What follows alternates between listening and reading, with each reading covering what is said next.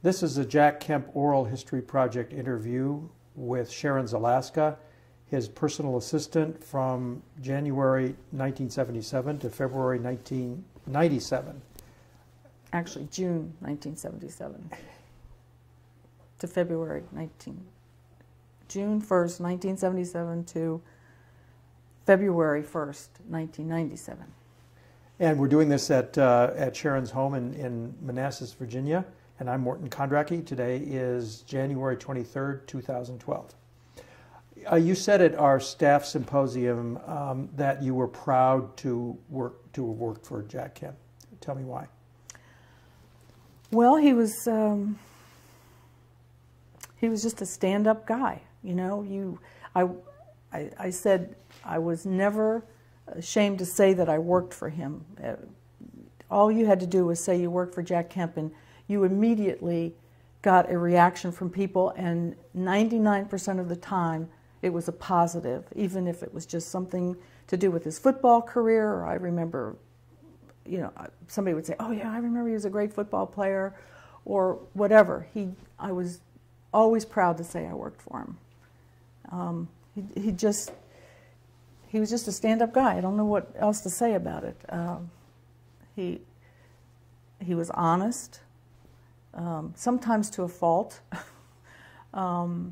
He played by the rules, again, back to his football career, I guess, but he was just a good guy.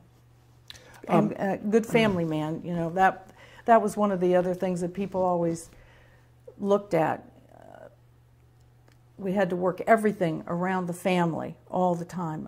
When I first went to work for him, I remember Jeff Kemp was still at home. He had just graduated from high school, and or he was just about to graduate from high school, and that was the rule was that nobody went out at night until Jack got home and they had dinner together. And I was just really impressed with that, because that was the way my family was. We always had dinner together every night, and I just thought that was a really important thing. Sometimes Jeff would call me and he'd say, "Sharon, can you get him home earlier? Because I got a date tonight." Something like that. But that was one of the rules in the family. So he was a good family man. On June 1st, 1977, when you went to work for him, when was the first interview that you had with him? You said that you were not sure that you were going to take the job, but that he convinced you in the first interview. So what happened in that interview that was so impressive? Well, I was working at the American Enterprise Institute at the time and totally happy with my job. I was the office manager. I loved my job, absolutely adored my job, hated for weekends to come because I loved my job so much. And I got a call on April 16th, 1977 from Jack. Personally, he called me on the phone and he said, "I have an opening in my office and I've heard a lot about you, and would you come in for an interview?" And I was totally taken aback, because I certainly didn't expect to pick up the phone and hear his voice. And I really didn't know much about him. I knew he was an ex-football player, and he had come into AEI a couple of times to do some of our TV shows. And all the girls went gaga over him every time he came over there. So I said, well, okay. So I went in for the interview, again, being totally happy with my job. And I walked out of there accepting the job. And it was like, how did this happen? And then I had to go back and tell my boss that I was leaving, and it was a very difficult time for me to make that decision. But I made the decision and started June 1st. So what happened in that interview that was so... I don't know. He was just so upbeat and positive, and I need you, you know, that kind of thing. And secretly in the back of my mind, I had always wanted to work on Capitol Hill. Actually, I wanted to work in the White House, and I almost had a chance to work in the White House. I'd interviewed for a position as Don Rumsfeld's scheduling assistant under Ford. I unfortunately did get the job, and I was really kind of disappointed about that. But so I sort of said, oh, well, it's just not meant to be. And then I got this opening and thought, well, I'm just going to take a chance. the difference was when I was working at AEI, I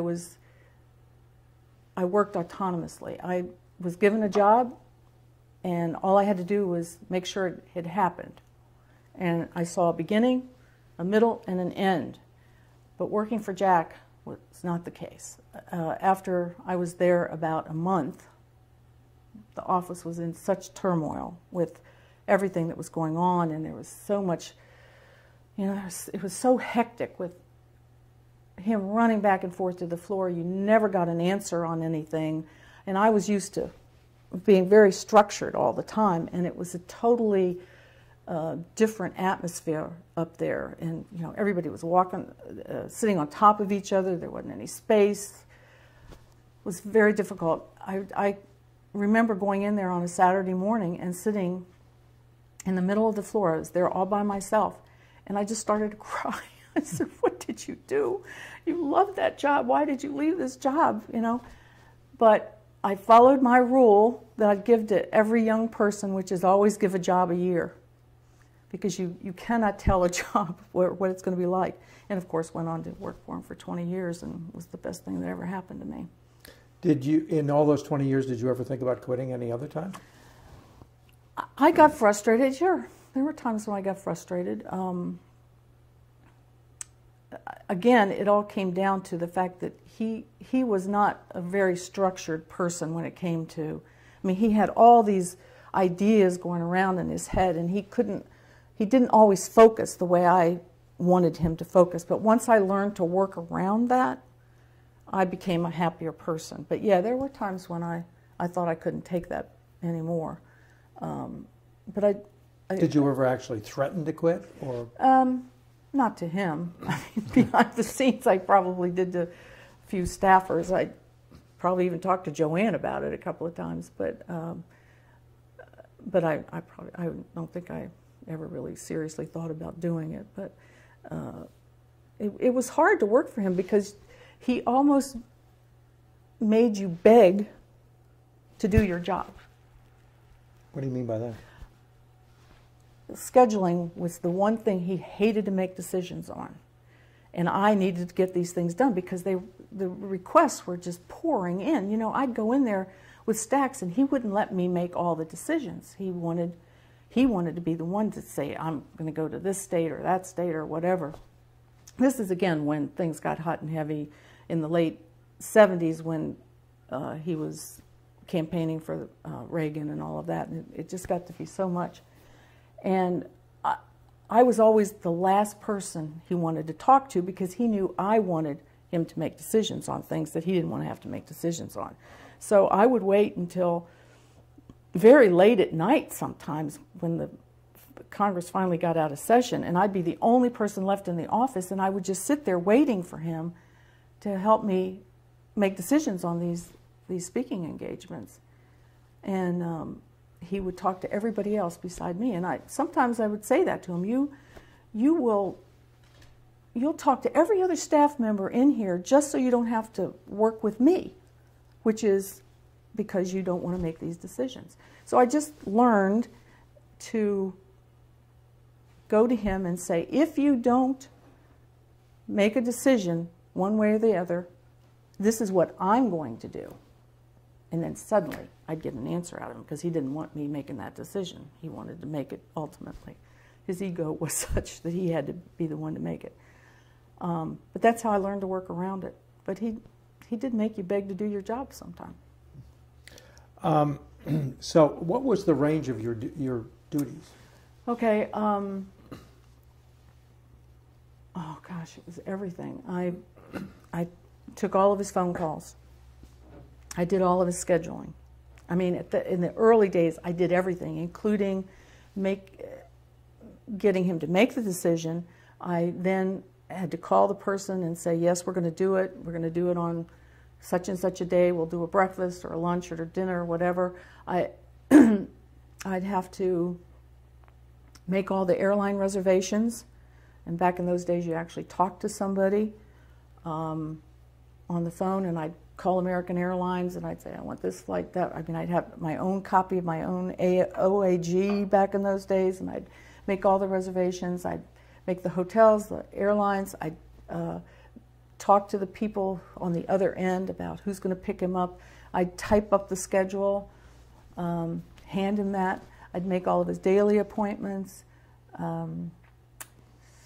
I paid all the bills, the house bills, the bills to take care of the office. Did you do personal stuff too? I did personal stuff too. I did all of, I took care of his checkbook. I made sure Joanne had money, paid some of their personal bills. Were you basically his personal accountant as well as? I was his personal accountant, yeah. I did everything having to do with income tax, which is why I remember the day that he called me, because it was the 16th of April. And later on, I saw a letter in a file that said, "Dear Jack, attached are your income," this was dated April 15th, "attached are your income taxes for 1976. This time next year, I can't promise you won't be talking to the IRS if you don't make some changes about how you report your income. You're not giving us the right information." This was from the IRS? No, this is from his accountant. Mm-hmm. And that's what made him decide he had to make a staff change, because the person who was doing it at the time was not doing a very good job of it. And so I called the accountant, and they came down from Buffalo, and we worked together. We set up a system, and of course back in those days we didn't have QuickBooks and Quicken and all those other things. I literally did a spreadsheet and took care of all of his income taxes, and I did it from then on, from all the way through 96, where I had to work with all the accountants and lawyers about giving all that information over for the vice presidential run, and then back in '88 when he ran for president. Did he basically live this whole entire time basically on his congressional salary? He did. And except back in those days, they changed the rules, and you could only make, I think it was $20,000 in outside income for speaking engagements, and he always met that limit. So he gave a lot of speeches away for nothing, but he made the $20,000 on top of his salary, and they weren't making very much back in those days. I mean, it was like under $100,000, I think. But his family lived on that salary.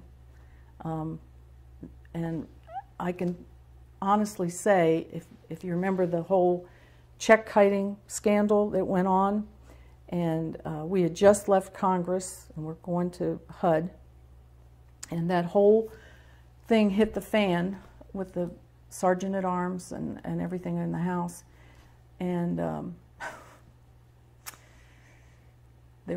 he was sitting at HUD reading the newspaper when that article hit, and I happened to walk in that morning and walked across the big room where he had his office, and he put the paper down and he just looked at me and he said, "This article is a testament to you," because his name was not in it. Everybody else, you know, they lost their jobs and they had to quit and everything else. His name wasn't in it. And I said, "Well, Jack, I appreciate your saying that, but two things. Number one, I didn't know it wasn't a real bank. Number two, I treated it like it was my checking account. Like I treated your checking account like it was my checking account, and I always balanced it. But number three, and most importantly, you never asked me to do anything illegal or to live outside your means. You always lived inside your means. And that's a testament to you and your family that you were able to do all that you did. And you never asked anything different. You never, and a lot of the people evidently are writing bad checks, and he wasn't one of them. A lot of members of Congress have a way of being offered investments and stuff like that, investment opportunities, stuff like that. Did he anything like that? Not until he got out of government, when he got some stock options and things like that. But no, he never did any of that. He got a lot of boards. He went on a lot of boards after he was After he was out of HUD. After HUD, yes. Yeah. Went on a lot of boards. And then, of course, after HUD, he went on the speaking circuit with the Washington Speakers Bureau, and there he made a lot of money with the Washington Speakers Bureau. But he'd give a lot of that away, too, when the Speakers Bureau would get upset sometimes. You know, some of these people are supposed to be paying us, and you're giving it away for nothing. But he made a lot of money with the Speakers Bureau. And they were very happy with him. So what was your work day like? Well, I never left the office until he left, which could be very late at night. I was always the last one. So you come in at what time? I would come in about when they started to the HOV lanes, and you could come in after 9 o'clock. I started doing that. Sometimes I'd get there real early in the morning, but if not, I lived in Springfield at the time, and it could be a really long commute on 95, so I worked it out, and he didn't get to work until like 10 when Congress was going into session, so I just made a deal with him. I said, I'll just come in on the HOV lanes. I was always there by 9:30, always before he got there, and then I'd just stay, I'd be the last one there, always. And this was 5 days a week, 6 days a week? 5 days a week. Mm-hmm. I very seldom came in on Saturday unless there was something. During the Reagan years, the Reagan campaign, I was really busy then because scheduling was unbelievable. I did eventually get him to give me an assistant to help me with scheduling because I made a reservation for him to be in Springfield, Illinois, and he was supposed to be in Springfield, Missouri. And it was after that I said, Jack, I need help. I can't do this all by myself because I was juggling too many balls, and I made a mistake, and he totally understood. He was very good about it, and so I hired an assistant, so they helped me with scheduling so I could do all the other, because when the Reagan campaign started, and you know, I forget, I think we talked about what his title was. He was like chief spokesman for Ronald Reagan.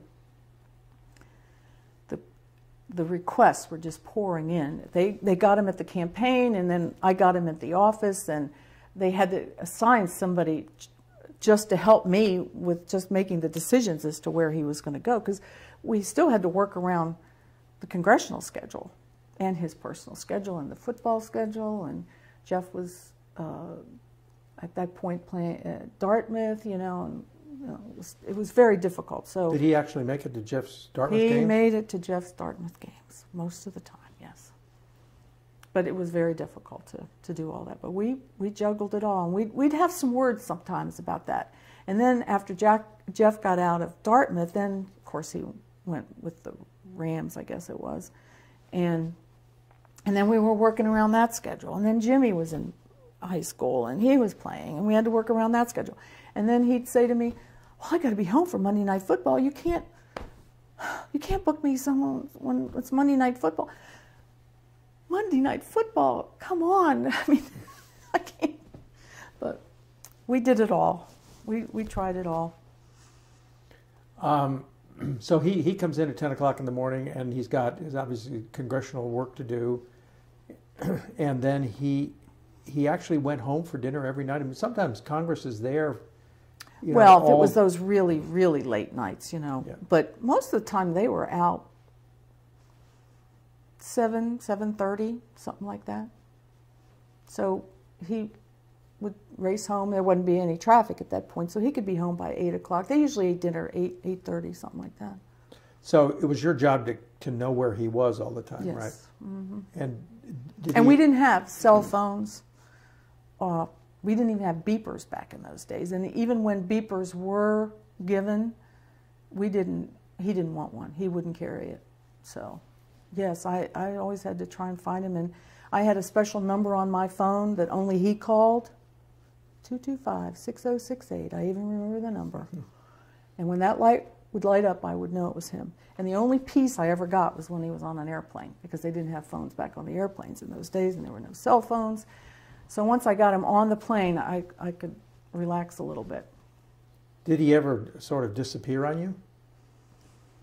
Oh, yeah, but I could track him down. You know, the house floor, I was telling you earlier, the guy Jay on the house floor, he would know where he was, and he never ate lunch or anything like that. And I always worried about that. I mean, sometimes he'd ask me to get him a sandwich at the office. But I always wondered about that. And I remember Randy Teague, this was in the early days, and Randy was still there. He says, because I said something to Randy, I said, "Gosh, the guy never doesn't seem to ever eat. I mean, does he ever eat lunch?" And he says, "Oh, you think he's not eating, but you don't know that there's a little hot dog stand right off the house floor, and he gets his hot dogs there, and occasionally he'd come back with the junk food bags, you know, Fritos or what did he like to eat? What were his favorite foods? Hot dogs and tuna fish sandwiches. And one quick little story about tuna fish sandwiches. When we were at HUD, we hadn't been at HUD a week when he said, "I needed a tuna fish sandwich," and I always did the running for all that. But then I remembered I got 3,000 people in this building who are just sitting here waiting to do something for him. So I called the office manager and said, "Where can I get a tuna fish sandwich?" She said, "Oh, I'll go get it." And everybody wanted to make sure they did everything for him. "I'll go get it." So she brings back a tuna fish sandwich, and he bites into. "This is the worst tuna sandwich I've ever eaten." He says, "Get that cafeteria changed." So the next thing I know, we're changing the food in the whole cafeteria. And then I find out, after we got all of it working, and new vendors coming in and everything to change all the food. And the staff at HUD, they were delighted. They were getting all new food vendors at the cafeteria. I found out later they didn't get the tuna sandwich from the cafeteria. They got it from a place in L'Enfant Plaza Mall. But I never told him that. I said, "Well, we got the whole cafeteria changed, and just because of your tuna fish sandwich." But tuna and hot dogs were two favorites. And grilled cheese. Was he a Diet Coke guy? And he liked Diet Coke. Coke. He drank real Coke back in those days, yeah. Lots of coffee? Yes. Black with 2 sweetened lows. And junk food? And junk food, yes. Doritos. Mostly Doritos. Was he a steak guy? He did like meat and potatoes kind of eating, yeah. He hated chicken because of the chicken circuit, you know. Everybody that goes on the rubber chicken circuit, they always seem to hate chicken. And I know he didn't like chicken, and he didn't like turkey that much. So you had a bunch of nicknames. You were Mother Superior? I was Mother Superior. Why were you Mother Superior? Just because I took care of all the kids in the office, you know. And some of them I was older, some of them I was younger, but I took care of everybody. I was sort of the person that if they had to get something done with Jack, they'd say, "What kind of mood is he in?" And I'd say, "Well, maybe not right now, maybe a little bit later." And then I'd say, "Okay, now's a good time to go get him, ask him about something." So I just sort of, I was the mother hen kind of person, and it just took care of them food-wise. Like at Christmas time, we would get all this food that came into our office, and some of it I would hide from the staff and put it in the safe, and then if it was something that wasn't perishable, obviously. And then at the end of January, when everybody was poor as a church mouse because we hadn't gotten paid for 6 weeks, I'd bring it out and share it with all the staff to make sure that they were. Why would they not have been paid for 6 weeks? Because in those days, I don't know if they still do this, on the house side, we only got paid once a month. And in December, they always gave us our paycheck on December 15th instead of December 31st. So we didn't get another paycheck until January. So we would, you know how it is, Christmas, you spend all this money you have in your pocket, and then January would come and we would be we would really be hurting. We'd be on peanut butter and jelly sandwiches and things like that. So I'd bring some of the food out to take care of the staff. You were also a decision forcer, not only on the speech business, but Richard Billmeyer says that there would be these staff meetings or group, discussions, and that you'd eventually at some point say, okay, nobody else gets to go see Jack. What? Yeah, because sometimes it was the last person who talked to him that got their way. And, there had to be somebody that stopped the ball. And I guess sometimes I was the so one that what did it. Describe a kind of situation where this would crop up, turn up. I can't remember anything specific. I'm not sure what Richard would have been talking about specifically there, but yeah, sometimes I just had to be the one to give everybody the focus. What he said was that Jack would start talking to somebody, and then three or four other people would gather around, and it would go on and on and on and on and on and on, and then you finally were the one to call a halt to it. Well, I guess it would be that he'd have to go someplace or whatever. I found myself more in the role of stopping Jack from doing things, like taking corporate jets, things like that. I was also Jiminy Cricket. That was the other name they gave me, because I was his conscience, and I would say, "Don't think you should do that," So he was taking corporate jets, and then no, you told him not to? he would want to, and I'd say, "No, you can't do that." And one incident in particular, which people seem to remember, was again at HUD. We were having a staff meeting, and he came in and he said, "I want to take this corporate jet," and I said, because that was the only way he could have gotten someplace. And I said, "No, you can't take a corporate jet." And he said, "Well," and I'm not going to mention the person's name, but the person, it was his legal person back in those days. He said, "Well, he's so-and-so told me I could do it." And I said, "Well, I don't care. You're not going to take that corporate jet." And I had a whole staff right there listening to me, and they all agreed with me.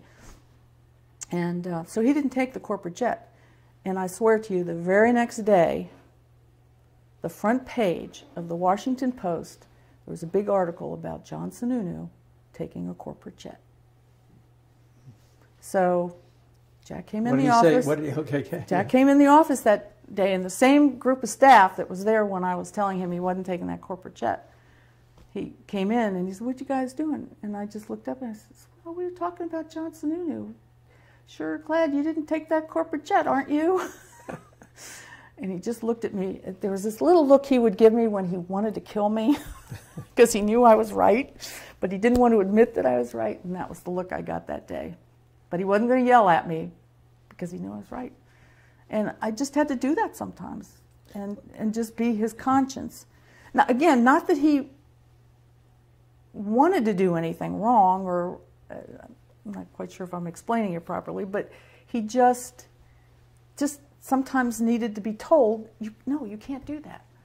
And he would listen. I mean, he'd always listen to me. Well, most of the time he would listen to me. So lots of members of Congress take corporate jets all the time. Did you stop him from taking corporate jets in those days?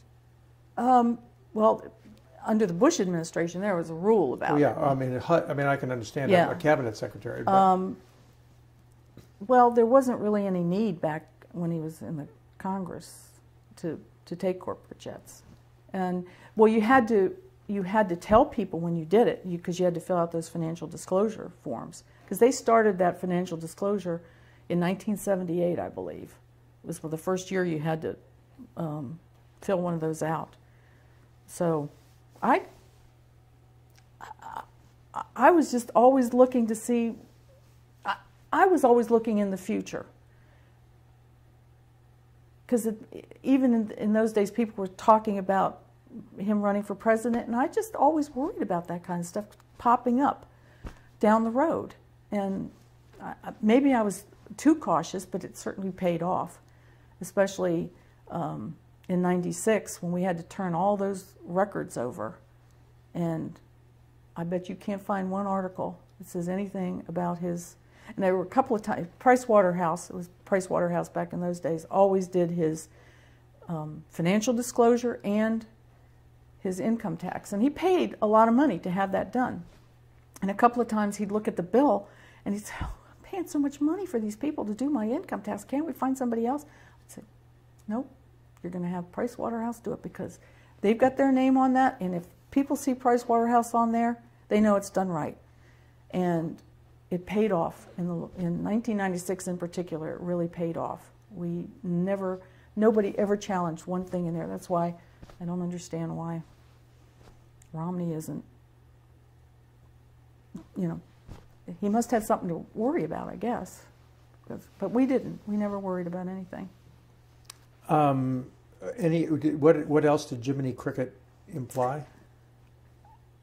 Just that I was his conscience about things, and I just question him. I just question him about things and say, do you really want to do that? Do you want to find your name on the front page of the Washington Post about things? Which is what everybody should look at. Do you want to find your name on the front page of a newspaper because you've done some stupid little thing? And it wasn't worth it. You said that that sometimes you, Dave Hoppe, and John Mueller would go to church in the middle of the day, and that indicated that there was turmoil in the office. What was that all about? Oh, I don't know about turmoil, but we were three Catholics that sat in this small little office, and there was a 12:10 Mass at St. Peter's. Now, both Dave Hoppe and John Mueller have very long legs, and we would always walk to church, and I had to keep up with those two guys getting there to get there by 10 after 12 so we wouldn't be late for Mass. But Jack would be on the floor, and we'd just take a half hour out just to go to church, you know. And it wasn't necessary. There was some turmoil, but it helped us, you know, clear our heads sometimes. He'd come back to the office, where are they? You know, they're at church. And he'd kind of make fun and say something about, oh, those 3 incense burners or something like that, you know. But sometimes we did it just to get away and compare notes, too, because Jack had a way of assigning us all the same task, which was not necessary sometimes. You know, one of us could handle it, but he would sometimes give us all the same task to see. Like what? I don't know. I can't remember anything offhand, and we'd have to, like, John would be on the phone and he'd be doing something. I said, did he just tell you to do that? Because he just told me to do that. And thank goodness we were in the same room, so close together. We were in a room smaller than this area right here with 3 desks. And we could overhear every conversation. But it was good because then we didn't do double duty on things. But he would do that sometimes. And it wasn't a vicious thing. It was just, his mind was racing so fast sometimes he would forget who he told to do what. Dave Smick actually said that he did that the way Franklin Delano Roosevelt did that, to sort of keep control by having other people, you know, not in control. Mm-hmm. Is that accurate? I know Dave used to say that, and there probably was a little truth to that. But again, it wasn't a malicious thing. He was just, he had a saying, if he would check you on minutia. He would give you 10 things to do, and my way of doing it would be I'd prioritize what is the most important. But in his mind, he was going to ask you about the one that was the least important, because he knew in his mind if you did that one, then he knew that the other 9 were taken care of. So this is like tests. It was a test, and I learned that that's what he was doing. So I'd always say, "Oh yeah, I did that." Might not have gotten to that one, but no. But that's the way he worked. But he would repeat that to me. I check on that because if you've done that little one, then I know you've taken care of all the other ones. Well, Smick said that this became a problem in the campaign, for example, in the '88 campaign, where he had John Sears and Charlie Black and Dave Hoppe all sort of doing the same stuff, and that it got completely disorganized. Well, again, I wasn't in that particular area, so I don't know. You'd have to ask them about that. But I think probably that's true. There probably was a little bit of that going on. So did it create confusion in the office, or did you always just work? Well, again, because we sat so close to each other, we were able to figure it out. And then it got to the point where we knew to check after that. He's just asked me to do this. Did he ask you to do this too? And we would talk. And that's probably why John and Dave and I are still very good friends.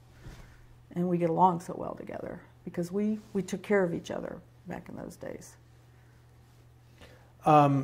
Just back on the church issue, was he, how religious was he? Well, I knew he went to church on Sundays when he was home with the family, and he went to the Presbyterian church. Later on, and I can't remember exactly what year, he did go back to reading his Christian Science papers. I can't remember, that was like probably the early 80s, maybe. Yeah, that's interesting. I mean, somebody else told us that he started reading a lot of Christian Science sort of in the run-up to the '88 campaign. Yeah. Do you know what that was all about? I don't know. And I never asked him. How much reading did he do? I don't know what he did on his own. But did he? I do remember walking in his office a couple of times, and he'd be sitting at his desk, and all of a sudden he'd look up at me, and he'd just have this very peaceful look on his face, which was unusual because usually it was so crazy in there. And when I'd walk up to the desk, he'd be sitting there reading something out of that book. Was it Science and Health? Yeah. And he just looked very peaceful and calm, so I don't know if that was his way of calming himself down at that point. But I wouldn't say it happened every day, but I do remember one or two incidences when I walked in. How long did his return to Christian Science last? Well, again, I didn't see it on a daily basis. I don't know. I just know I don't think he did much of it when we were at HUD. I think that was after '88, obviously, but I don't remember seeing him do that at HUD. But then, boy, there was just so much more to do back in those days. He wouldn't have done any of that during the day. Did it, besides that instantaneous peacefulness, was there any other effect on his demeanor? We wouldn't drink anything. I mean, not that I ever saw him drink before, because I never really did. I mean, he never drank beer or wine or anything like that. And I remember one time after when the Kemp bill passed, I had a bottle of champagne and glasses and everything. When he came back to the office, we were passing champagne around and everything. And he took the glass, but he never drank it. Never. As a matter of fact, he sort of threw it up in the air as a way of celebrating. Had champagne all over the floor, but I never saw him drink at all. So not even on Super Bowl parties or anything like that? Never? Always a Coke. That was all he ever drank.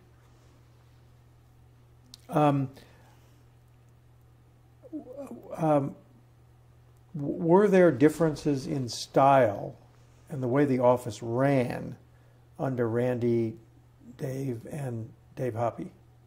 Dave Smick and Dave Hoppe. Was there any...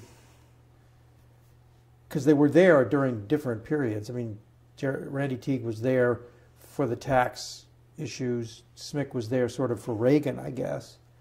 And Hoppe was there for the campaign, right? Not from my personal vantage point, because I had my own thing to do. And they never bothered me. I mean, I would go to them if I needed some help on something. But I was pretty autonomous Jack had already learned at that point to trust me on things, and I guess the AAs all knew. Well, Randy wasn't really there that long. I'm trying to remember. He was only there like a year. 77 to 79. Yeah, so he was only there like about a year or so.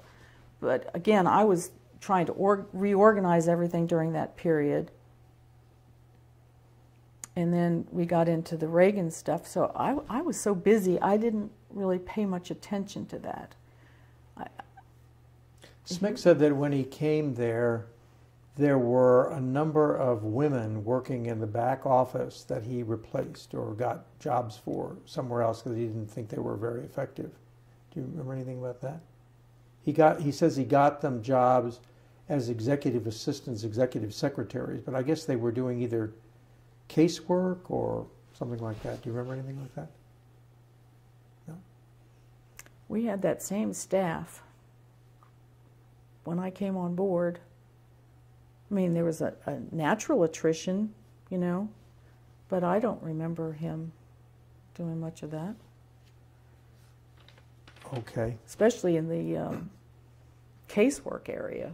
We had 3 caseworkers, and they were all there for a long time. One of them finally left and went to AID under Reagan. But I don't remember too much about that. Okay. The biggest change was, and this was not. This would have been after Dave, I think. Was Dave Smick was hiring Mary Brunette, and Mary Brunette was an intern in our office, and Jack had a summer party at his house, which he always did, and Mary was there that summer, and they had just done the redistricting from the 38th district, and we were now the 31st district, and he took on some new areas, and Mary happened to mention that she was from the new area, and he says, "You want to come work for me permanently?" Of course, that was the best decision he ever made. Mary was brilliant. Brilliant. What did Mary do for him? She was his legislative assistant, domestic policy, and she went on to do the enterprise zones, and then went to HUD, and I mean, she just a brilliant, brilliant mind. Did a lot of his speeches on the floor. This was after John Mueller left, or? No, John was still there. Mm-hmm. It was after Dave had left, or he was just leaving, or something like that. But she was just a great asset to him. So you said that you all used to joke that he was like Pigpen in Peanuts. Well, Pigpen, you know, he's the one that had the little dust thing around him. Right. Well, that's the way Jack was. Wherever he went, there was just a little stir of activity all around him. It was everywhere he went. Because of his being a football player and people knowing him, and then his name being bannered around for president, and everybody wanted to be around him. I mean, people would walk up and down the hallways, and they'd see his name, because we all had our little name plaques out there. He had his name plaque, and they'd go, and you could hear him, "That's Jack Kemp's office." And they'd come in, and they'd just walk in, uninvited. They'd just walk in, and they'd just go, "Oh, wow, this is Jack Kemp's office." Because we had all these plaques and everything all over the walls. You know how everybody has them all. And they were just mesmerized by him. So when he would walk down a hall, that's the way it was. People would just gather around him, and they'd ask him to sign things, and it was just a stir of activity all the time.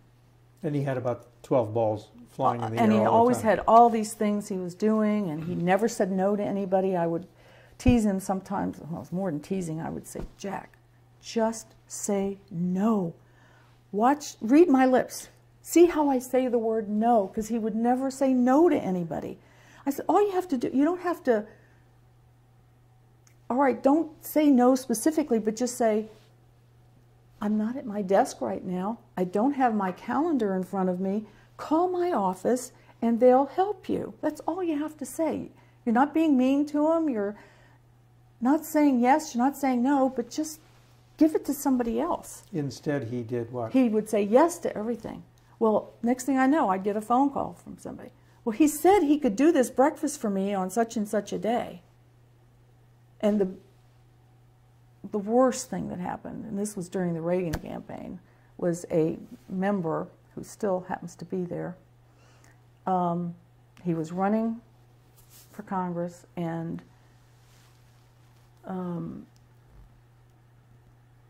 Jack saw him someplace, and he said, "Will you come and do a dinner for me?"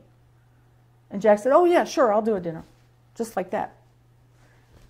So I did get his name, and when we were doing the scheduling, it just didn't work out that a dinner worked out physically, you know, with the airplanes and everything. So because there were other people in that state that needed him, and the way it worked out with the airline reservations, because we didn't have a jet at our disposal, the best way to get him in there would have been a breakfast. So I'm all happy. I'm calling his staff and saying, we can do a breakfast on such and such a day. Now, this guy should have been really happy he got him at all. But instead, that guy hung up on me. Next thing I know, I get a call from this guy, this candidate. He says, "You tell Jack Kemp he can stick his breakfast." And then he hung up on me. And all because Jack says, "Oh yeah, I'll do a dinner for you." So I told Jack what he said, and I actually called the Reagan people and told them, and the next thing I know, somebody from the Reagan office called this guy and gave him the riot act for acting like that he should be glad he got anything. And then that guy came in and apologized to me. But that's what happened, because he would always say yes to everything. And he didn't understand the consequences but he didn't want to be the bad guy to anybody. He wanted everybody to love him. And people would have loved him no matter what. He didn't have to always say yes to everything they wanted. But did he say yes to requests for other things besides speeches? That complicated his life? You mean like legislation? I'll sign that piece of legislation? Or yeah, I'll look into your problem, or... Oh, yeah.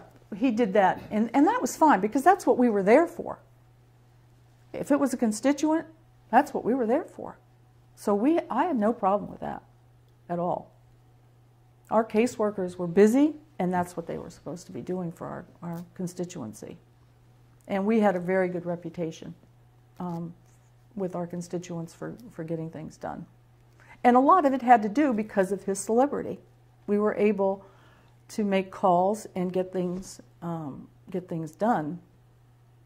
Do you remember any specific cases where you really pulled something out of the hat for a constituent? Oh, well, I don't know.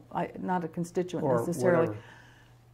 For the NFL, during one of the Super Bowls, there was going to be that guy with a jetpack that was going to fly across the stadium. I think they've done it since then, but this was the first time they were ever going to do that. And they needed a certain kind of fuel for that jetpack. And the only people that had it were the military. So I got a call from my contact. His name was Jim Steig at the NFL. He was the guy that ran all the Super Bowls back in those days. Really nice guy. And Jim called me and said, "Do you think you could help me find this fuel?" And I said, "I'll try." So I called our liaison at the congressional liaison at the Pentagon, and he put me in touch with somebody at the Pentagon. Bottom line is, I hooked them all up. I never even knew if it worked out. But on Super Bowl Sunday, that guy in the jetpack flew across the Super Bowl field. And I went, "Yes, I did it. We got that fuel for him." But that there again, it was Jack's name and his celebrity and the NFL and, you know, the whole thing. And I'm sure that's how it got done. Any other famous service stories? I can't think of anything. Okay. So you said that he was disorganized, but he always knew where stuff was. So how does that square? Well, I'm not saying he always knew where the stuff was. Okay. It's just that he had Concentrate on the disorganized part. Yeah, he took a manila folder like you have right there, and it was a legal size one. And he would get one of those like on Monday morning. He'd say, "Do you have a manila folder?" So I just would keep a stack in his office of clean ones. And the next thing I know, he would carry that thing around all week long. And everything anybody handed him would go into that manila folder. He would just put it in that manila folder. And at the end of the week or 10 days or whatever, he would lay that folder down on his back credenza, and he'd never touch that thing again. And they would just stack up and stack up and stack up. And I went, oh my God, what am I going to do? And he wouldn't let me touch them. So, but he didn't like the fact that his office looked so messy back in those days. And we didn't have scanners and all of that stuff. And he just thought it was going to go to Never Never Land if he let anybody else touch it. But I realized that if something hadn't been touched in 6 months, there wasn't anything in there he really needed. So periodically, when he was out of town, I would go, and I wouldn't take anything off the top. I would just take the ones on the bottom. And I'd pull them out slowly, and I would page through it to see if there was anything in there. And I'd find campaign donations, checks, things like that in there sometimes. People would hand him. And that was, and the rest of it was just garbage. It was just propaganda that people would give him on a bill or something like that. But I'd go through it and I'd look and see if there was anything important in there. You know, I might find a letter from his son or daughter that they'd given him or something at breakfast or whatever. And then I'd throw it away. But that's what I do. I just pull the ones out of the bottom. And the staff got to know that that's what I did. But this one time, he was going to the airport, and it was always a white-knuckle flight to the airport, and he'd have somebody drive him down, and he would always go to that back credenza and start to look through something. But what he was doing was looking for reading material, and he knew that there was a whole stack of stuff there he could look at. So he would go to the top folders and start looking through them. And I said to him, what? Because he was running late, and I said, "Jack, you're going to miss the plane. You're going to miss the plane." And he goes, "Well, I'm just looking for something here." I said, "You know, when I write my book, I'm going to talk about how you store all this stuff on your back of your credenza." And he looked at me, he goes, "There will be no books." I said, "Don't worry, there won't be a book." But obviously there will be a book. But there was really never anything in there. How high was the stack? Oh, it could get pretty high. Like yeah, a foot? Probably No, 2 feet. 2 feet. Yeah, but that was before I would really start to pull the stuff out. But he would notice if it went way down. Let me get a picture of the office. So his desk is facing the door. Yeah, I can show you. It's in that collage. And so this is on a credenza in back of his desk. Right. And what did his desk look like?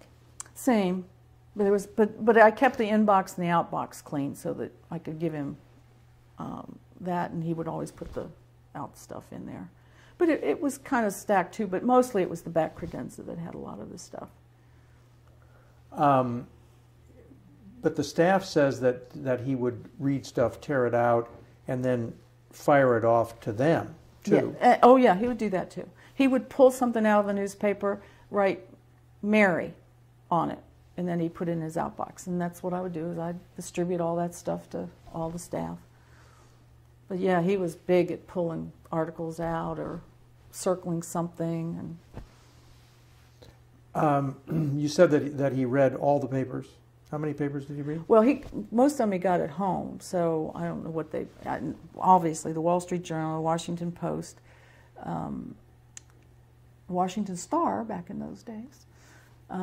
We had the Washington Star was delivered every afternoon by this young African-American boy who was just adorable. He was just this little teenager, and he'd come through and deliver his paper, and Jack really liked him a lot, you know. And then when the Star closed down, the kid didn't come back anymore, and we were all so sad he wasn't delivering his paper anymore.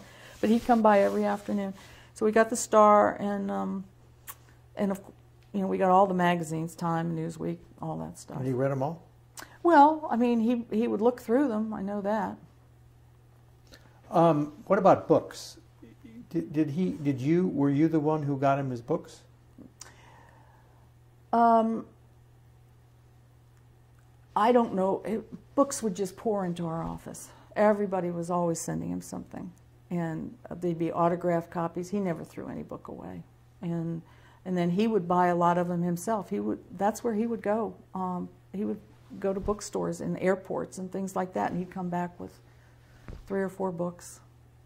But he did his own shopping for those kinds of things. Mm-hmm. But other books would arrive because people were always trying to get him to write an endorsement or, you know, some blurb for a back of a book or something. Right. Okay. So you said at the staff symposium that he could be so irritating sometimes, but the thing about Jack was that he never held a grudge. He'd yell and scream at you 1 minute, and then the next minute he'd say, "Honey, can you go get me a cup of coffee?" Yeah. But he didn't actually call you honey. No. So this raises a couple of questions. First, other than these things that you've already talked about, what could be so irritating about him? Well, I think that's pretty big because he would let people not walk all over him, but he did not keep a grudge sometimes, and not that I wanted him to keep a grudge, but I just wanted him to see that not everybody is out for you, Jack. You know, they've got their own agendas, and he didn't see through that sometimes. And the more popular he got, it seemed like the less he realized it. But he would, I don't know. It would How's be. that? I mean, I don't know. He just liked people liking him. I guess he liked the attention and I mean, yeah, he had an ego. I mean, no, that's no secret. He had an ego, and he liked people. The only time I ever saw him get scared, though, there was one time when I saw him get scared with all the attention, and that was when we were in Dallas for the convention, and we had a big reception. This is 84. Yeah, and I think it was in Dallas. And we had a book that had just come out with some of his speeches in it. You've probably seen An American Dream, I think it was called. American Idea. American Idea. And his handlers wanted to give them out at the reception. And I said, I don't think that's a good idea because everybody's going to want him to autograph that book. You should give it to him after he's left and then hand them out to everybody. Oh no, they had to give those books out. Next thing I know, people are literally crawling on top of him and, I mean, just attacking him like a rock star. And he was getting smothered by the people trying to get those books signed. And he finally got away, and I could see he was a little shaken by it. And I told people, I said, I told you not to give those books out because I know how those people are. And this particular reception, we had all these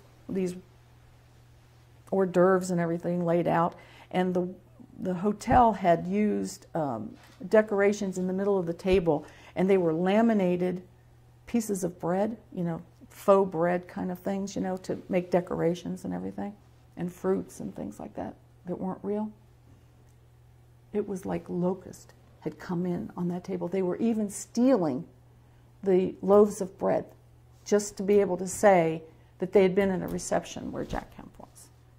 And we went in and we just looked at the table, and there was not a morsel, I mean, nothing.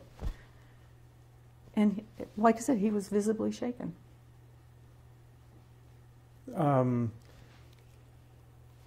You said that he would yell and scream at you. Did he yell and scream at you? Yeah, he did. What did he? Just he would raise it. He had a big booming voice, and he would raise his voice at me, and he'd appear to get mad at me if I didn't do something exactly the way he wanted it or something like this. But I knew it was. I did learn at first. I was very sensitive about it, but I learned that he really wasn't directing it at me in particular. That he just he was frustrated because he had so many things on his mind. You know, his mind raced a lot. He had a lot of pressure from the floor and all the things he was doing, and people trying to get him to run for president, and he had to think about this and think about that. And you know, sometimes I was the closest person. You know, me and Joanne and I, we would talk about it a lot, because I was the day wife, and you know, she was the one at home, and he would yell. But again, he never kept a grudge. I mean, the next minute he would be just as nice as he could be. And it was like he didn't remember what he even yelled about. I would still be upset about it, but he wouldn't even know. And then he'd go like, why are you upset at me? But I think some of it had to do with my childhood and my dad, and my relationship with my dad, to tell you the truth. I hate to admit that, but my dad had a really booming voice too, and he could be very loud, and sometimes I think I thought about that. Did he get mad at any other staff? Oh yeah, I mean, we all had our moments with him. He was not just directing it at one person. So when he got mad, did he swear at you, or what did he? No, it wasn't that kind of. I mean, he might have done it to the guys. He didn't use those kind of words with me. Sharon, I told you. Yeah, exactly. Yeah, and sometimes I didn't do things he wanted me to do because they were. Well, they were. They just didn't make any sense. Sometimes he just. As a matter of fact, there were times when I got to the point where I didn't do some of the things because they didn't make sense, and I had this thing that I called the 3-time rule. I would make him ask me 3 times before I would do it if I thought it was something that didn't need to be done. Something simple, like every time somebody sent him a picture of something, he'd say, "Oh, that's nice. Can you get this framed?" Well, when I first started working for him, I would send that every single thing. I would do everything he wanted. I would send it down to the frame shop, and it would come back, and then nothing would be done with it. He didn't really want that thing framed. And then I got to realize, well, why are we wasting taxpayers' money getting this thing framed? We have no place to hang it. It doesn't mean anything to anybody.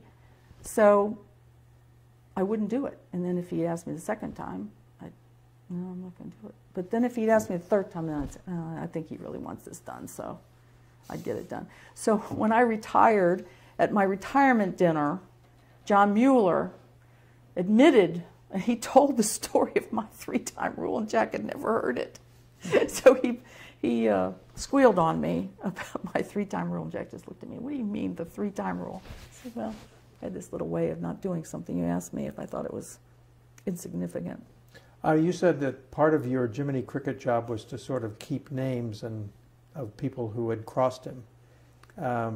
Anybody particular on that list? Yeah, but I don't think I'm going to tell you anybody particular. There were a couple of people that I just thought used him, you know. And I would tell him, I'd say, "Jack, you know, they don't really care about you. They're just using you to..." Is this fellow members or? No. These were people who were using his name to get business for themselves, to be able to say they were close to him. And these are campaign contributors, or? Yeah, sometimes they were campaign contributors, but they were lobbyists and people like that who just wanted to be able to say they had contact with him. They were always looking for an appointment with him to be able to. They had nothing to say to him. They just wanted to be able to prove and be able to say in a conversation, "Well, when I was in Jack's office the other day," you know, that kind of thing. And did you tell him? Yeah. You told him that. Oh yeah, sometimes, and it got to the point where he would actually say, "Well, what do you think about this person?" And he got to realize that I did have a sixth sense about certain people. Now, one time, there was a staff member that he had hired, and I said to him, I wasn't really sure about this guy, and I said something to him, and I said, "You know, I don't know about this guy. The jury's out on him. I haven't made up my mind about him." And And then as I got to working with the guy, I thought, no, I was wrong. This guy's a pretty good guy, you know, and I shouldn't have said anything to Jack. So I went to Jack, and I said, I was wrong about so-and-so. He's really a good guy, and he's working really hard, and all of that. And then I should have known better, because the next time he saw this guy come into the office, I mean, he was a staff member, he says, you know, Sharon didn't like you when you first came, but now she's decided she likes you. I went, oh, Jack, you weren't supposed to say anything to him about it. But I learned after that, you had to watch what you said to him, because, you know, he thought he was helping you by saying you really like this guy now, but he told too much of the story. He did that to others too, and we all realized you can't tell him everything.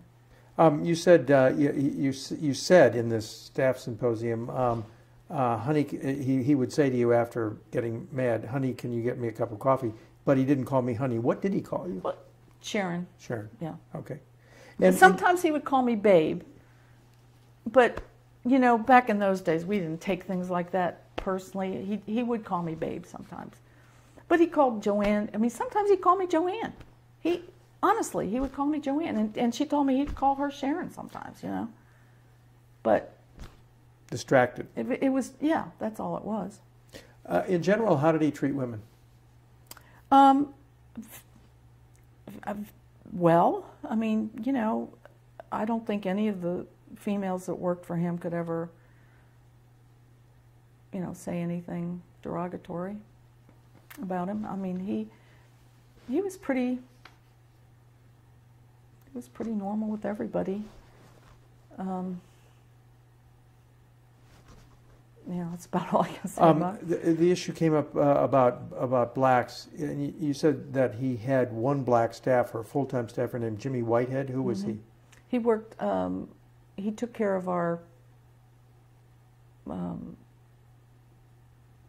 gosh, what do you call it now? IT? No. It wasn't really IT because we didn't have IT back in those days. But he kept the list of names of constituents and things like that when we did mailings and that kind of thing. It was a very unsophisticated system back in those days, the way we had to keep them. And I don't even remember how we did, to tell you the truth, but it wasn't like today. You know, mailing lists were very archaic back in those days. You know, robo-typewriters and things like that.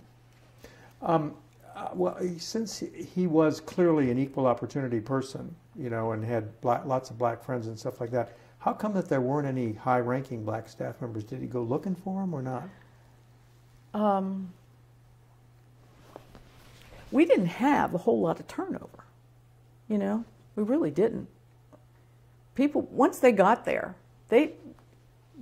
Jack treated everybody so well.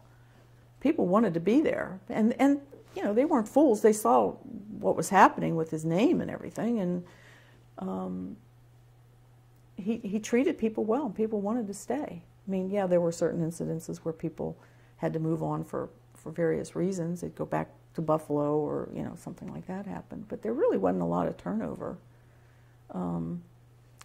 We were blessed because I don't know if I already told you this, but we had, the way our staffs were set up financially, we had a pot of money for staff that everybody got. It was the same amount of money for every congressional staff.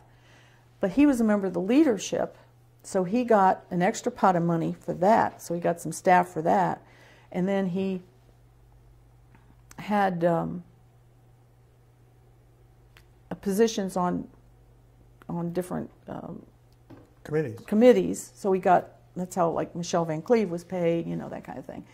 But then we had our PAC, we had a foundation, we had a lot of outside sources. So we were able to pay people better on the congressional staff because we were able to use some of these other pots of money, not the outside ones, you know, like the PAC and that, because those had to be obviously very rigid in reporting and all that. But he took pretty good care. Back in those days, again, they didn't have these really high-paying salaries.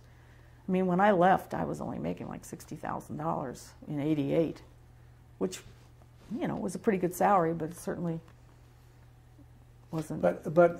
So did he go looking for African Americans? I mean, looking. I mean, I don't know if he was. A lot of people he hired just because he would see them someplace and was impressed by them, and I mean, sometimes that's what he would do. I'd come into the office and there'd be a new person sitting at the front desk. That's how Susie Summerall got hired.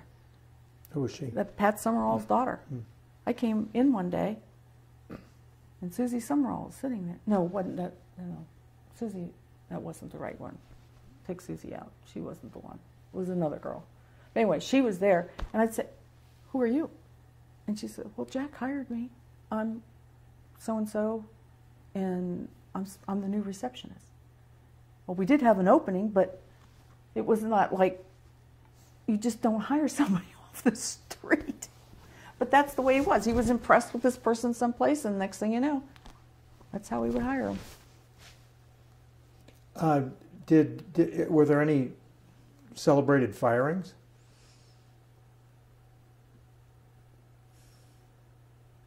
Celebrated? No. I mean, no. Dust-up kind of firings, big failures of staff person. There was one person in Buffalo that had to be let go. Over incompetence or misdeeds? No, not misdeeds. They were, it was, just didn't seem to get along with people, and this person had been there quite a few years. She's no longer alive, but she'd been there a long time, and she just complained all the time. You know, she just was a chronic complainer, and caused a lot of other turmoil within the office because of her constant complaining. But that was about it. Okay, tell me all about these Super Bowls. Okay, well, again, when Jack played football, he took them to the AFC Championship, but they didn't have Super Bowls back in those days. And the first Super Bowl, I don't remember exactly what year it was. It was in... Well, it was the year after he left the... Yeah, so it would be in the early 70s, I guess. Early 70s. It might have been 1970, actually. Yeah, and... or 69. A few of his friends, Leon Parma and Herb Klein, and I think there was one other couple, but I can't think. It might have been the California congressman at the time, whose name escapes me, who was sort of Jack's mentor. Sorry, I can't remember his name now. A very nice old gentleman. But they went to the Super Bowl together. And then the next Super Bowl, that was Super Bowl I, and then the next year, Super Bowl II, and they added another couple. And before you knew it, there were 25 couples that went, and then sometimes we actually had fundraisers revolved around them. And it just got bigger and bigger and bigger. And a staff member in his office did all the work. Susie Summerall was back in those days, got the hotels and all of that. And all the people would pay their own way to get there, and they would pay for their ticket, but Jack got them access to the tickets and access to the hotel rooms. And then we'd set up parties and lunches and things like that, and it would just be a nice social thing. And at that point, there were a lot of people from Buffalo that were included, Buffalo people who were big contributors and that kind of thing, who were there from the early days, the people who believed in him when he was first a member of Congress, helped him get there. And then as years went on, it was other people. He would just keep adding to the list, and then it was more national. The group got bigger and bigger. And so then, what's the biggest gang that ever went? Well, would have been the one in Atlanta that I was mentioning to you, which, what year did we decide that was? 94? I forget. Yeah, whatever. 95. Whenever it was in Atlanta, and we were still pondering the next race, And that was 95 before going Yeah, into 96. okay. Right. Because he decided in 95 that he wasn't going to run. Right, Yeah. okay. But he was still thinking about it. Right. So the PAC put together a fundraiser in Atlanta, and we had, well, I had over 400 tickets in my hand, so that meant there were at least 200 couples or 400 people that came to it, including some staff and stuff like that, because we always made sure they got tickets if we could. And so I think that was probably the biggest group. And so what were the events? Everybody, did he ever charter a plane? No. No. Now, a couple of times, I think the Martin Marietta plane, one time, no, that wasn't the Tenneco plane. We had to get back for Reagan's inauguration, the second inauguration, and the Tenneco plane brought him back so that he could be back in time for the inauguration, which of course midair was canceled because of the snow or ice. Remember, they had to cancel the second Reagan inauguration. So he did sometimes ride corporate jets. Yeah, but that was just for convenience to get back to an event. We never rented a plane. There were just too many people. But you said earlier that he never rode corporate jets. Yeah, I did say that. But that was, again, when he was in the Bush administration, and the corporate jets were against the rules. He could ride a corporate jet if he put it down on his disclosure report. And we had to pay the equivalent of a first-class ticket or something like that. But we didn't abuse it, is I guess what I'm trying to say. We didn't abuse it. So at these events, you had to be there 4 days, as I understand it. You had to rent a hotel room for 4 days. So what did he? Well, how was it organized? On Thursday night, people were just coming in at different times. So these people came every year, so they would make their own little cliques. And they'd say, well, we're going to have a group at such and such, and anybody who wants to come, comes.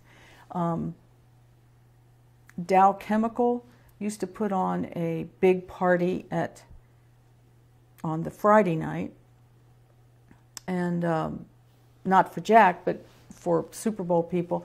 And Dow invited all of Jack's group to that because Chuck Mark, one of Jack's friends, was working at Dow at the time, so he made sure he included all of Jack's friends in that. Then Saturday night was the big NFL party and the commissioner's party, so he let all of his group come to that. So they had evening events. And then, like I said, the little cliques would break up and do their lunches and go shopping and whatever they wanted to do. And then he'd have a political breakfast type thing on Saturday morning where Herb Klein would get the guys together in a hotel room someplace, and Jack would come and they'd just shoot the breeze there. And were these fundraising events, or no? Those were just the regular events. But occasionally we did revolve. There was one when it was in Los Angeles one time, and that would have been for the '88 campaign. So that would have 84, 85, something like, or 86, 87, someplace in there. We did one. That was a really big fundraiser. And then the one in '88. I'm sorry, what was the first one? In Los Angeles. We were at I think the Biltmore Hotel or something in Los Angeles. This was going in what year? This would have been raising money for the '88 campaign. Yeah, that would have been in the 80s, 84, 85 probably, 86, something like that. Going in the run-up to the '88 campaign. And so, what day of the week would that be? Would that be the Saturday morning instead of the? No, that would have been like Saturday night, Friday night or Saturday night. We would have had that. He was friends with Pete Rozelle. Very close friends, yes. And what was the basis of their friendship? Well, I guess it went back to the the fact that he was on the NFL Charities Board, and just the whole relationship he had with him when he was with the Buffalo Bills and everything. And he knew a lot of the owners, and Jack knew everybody. Well, he'd been president of the AFL Players and he was, Association. Exactly. So, okay. You talked about there was the issue of his clothing and making him look like a president. Yeah, that was Jude Wininski's. Talk about that. Well, Jude, I did notice when I first went to work for Jack that he didn't wear suits. He wore sports coats and pants. That was sort of a standard thing. Always with his collar pin. He still had the collar pin back in those days. And his pants weren't always the length they should be. And I just remember Jude, and I'm going to have to tell you my relationship with Jude and how I got to know Jude. But Jude told him one day, at some point, he needed to spiff up a little bit. He needed to get blue suits and, all of that sort of thing. So he started shopping differently. And one of the guys who worked on our staff, his name is Michael O'Connell. He was, I forget exactly what position he held. He did a little bit of everything. He was a driver. He did a lot of different stuff. Anyway, Michael's a very spiffy dresser and shopped at Joseph Banks and all of that. And sometimes Jack would take him with him to help him dress. Joseph A. Bank is not a great, it's not a high-end clothing store. Well, not now, but back in those days, I think it was. There weren't that many places, but back in those days, it was one of them. And then we moved up to having somebody actually come into our office. I don't even know how we found this guy, but really nice guy. I wish I could remember his name. But he started coming in and doing measurements and started just making all of his clothes.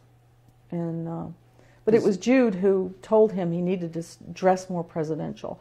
And so you never saw Jack in anything but a blue suit after that, or a nice dark suit.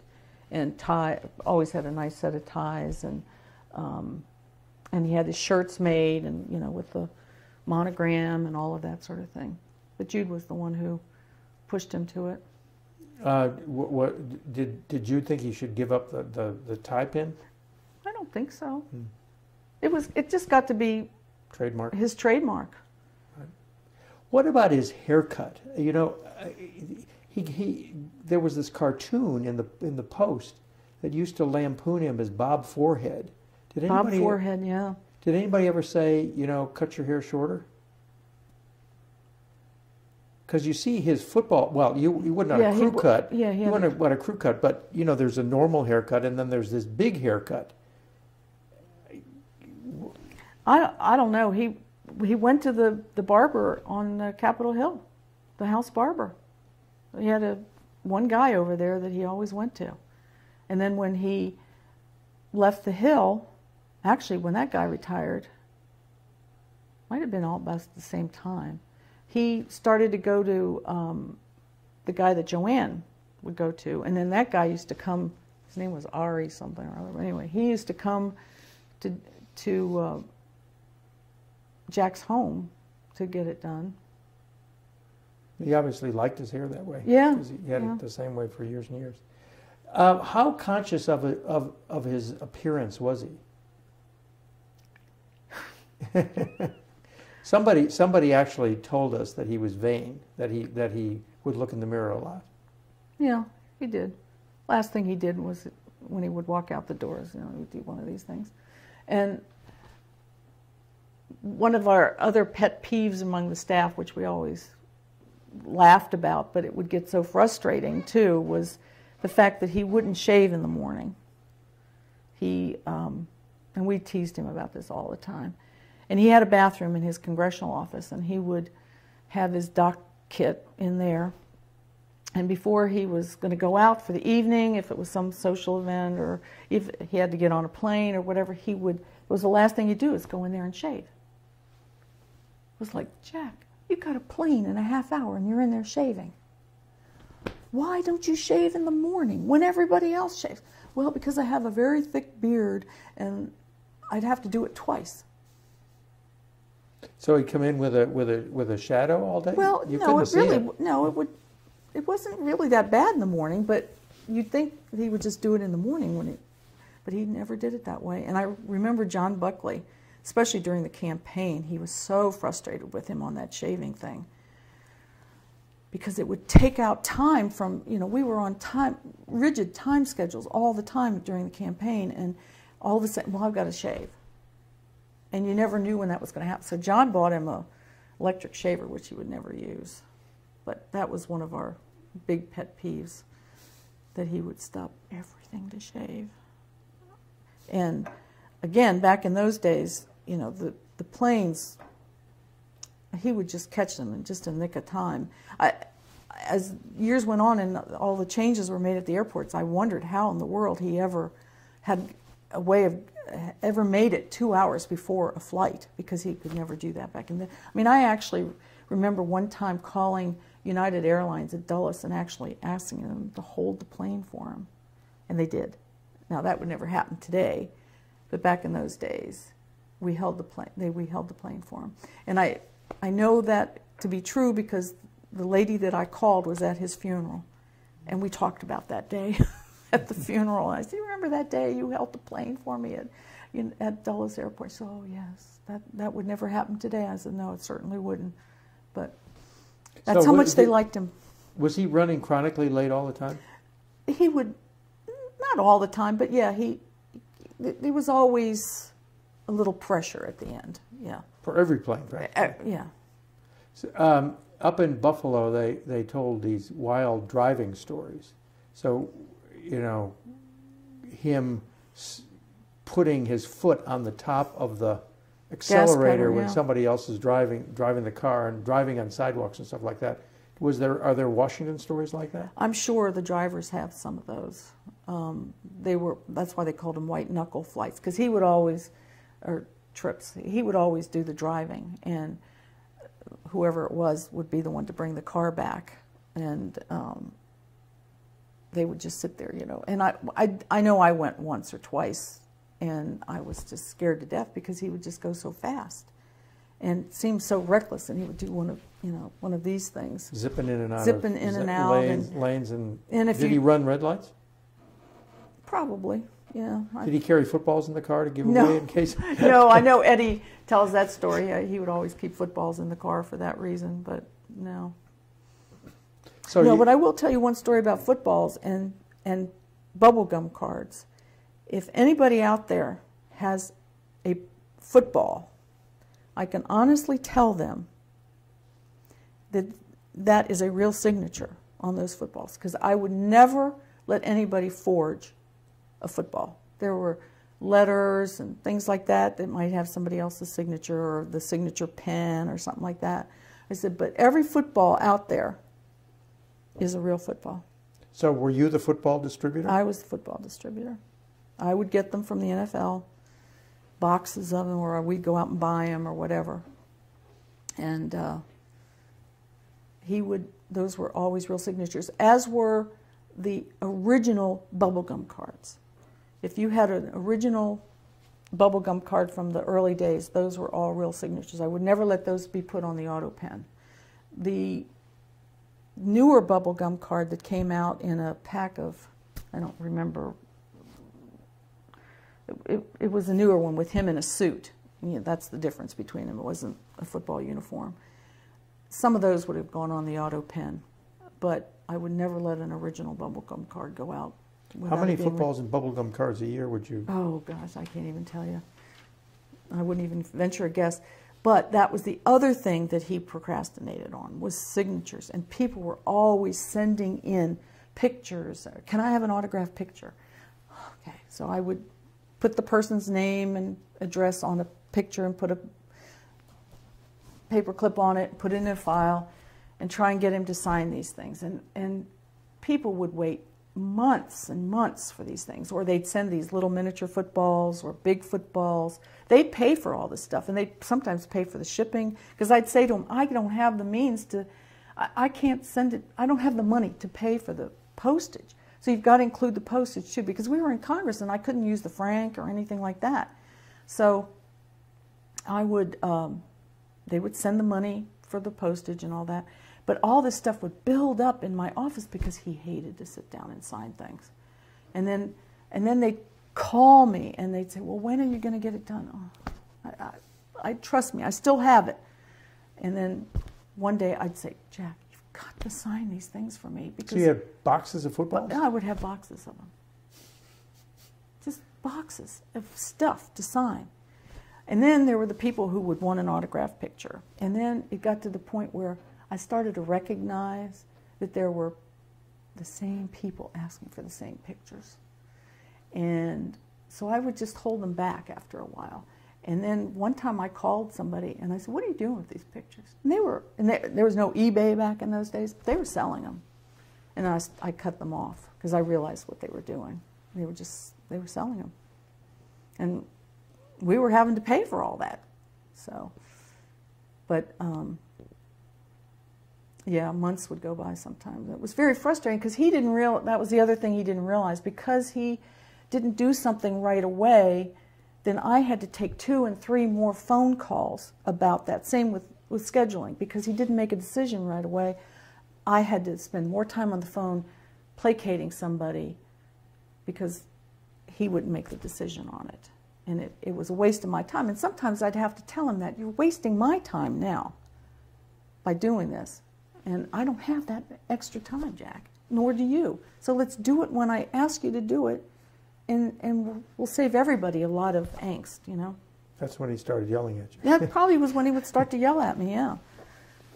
But no, he understood. He knew I was doing it for his own benefit, because he knew I wasn't out for myself. None of this stuff was for me. It was all for him, and it was his image that I was concerned about, not mine. And he understood that. Did he ask you for advice about anything political? I mean, like running against Javits or anything like that? No, I was not part of that. And I didn't want to be, to tell you the truth. That wasn't my role. I wasn't very political back in those days. Now, if I was working for him, I'd give him all my opinions, because I watch everything. I watch everything on TV. I've watched all the debates. I mean, I have a lot more opinions about things now. As a matter of fact, when we would get together after I wasn't working for him, right before he got sick, and I'd go over there and see him, and we would have talks about some of this stuff. He said, when did you get so political about things? You never used to talk like that when you worked for me. I said, I know. I was so busy with just taking care of business. I didn't have time to be paying attention to all that stuff, you know. But now, I do pay attention to all of it now. How about personal stuff and family stuff? Oh yeah, he would ask me about things, and I'd give him my opinions about, you know. I would give him my opinions about his daughter, this, or he would ask me sometimes. I'd do his shopping for him sometimes, you know, that kind of thing.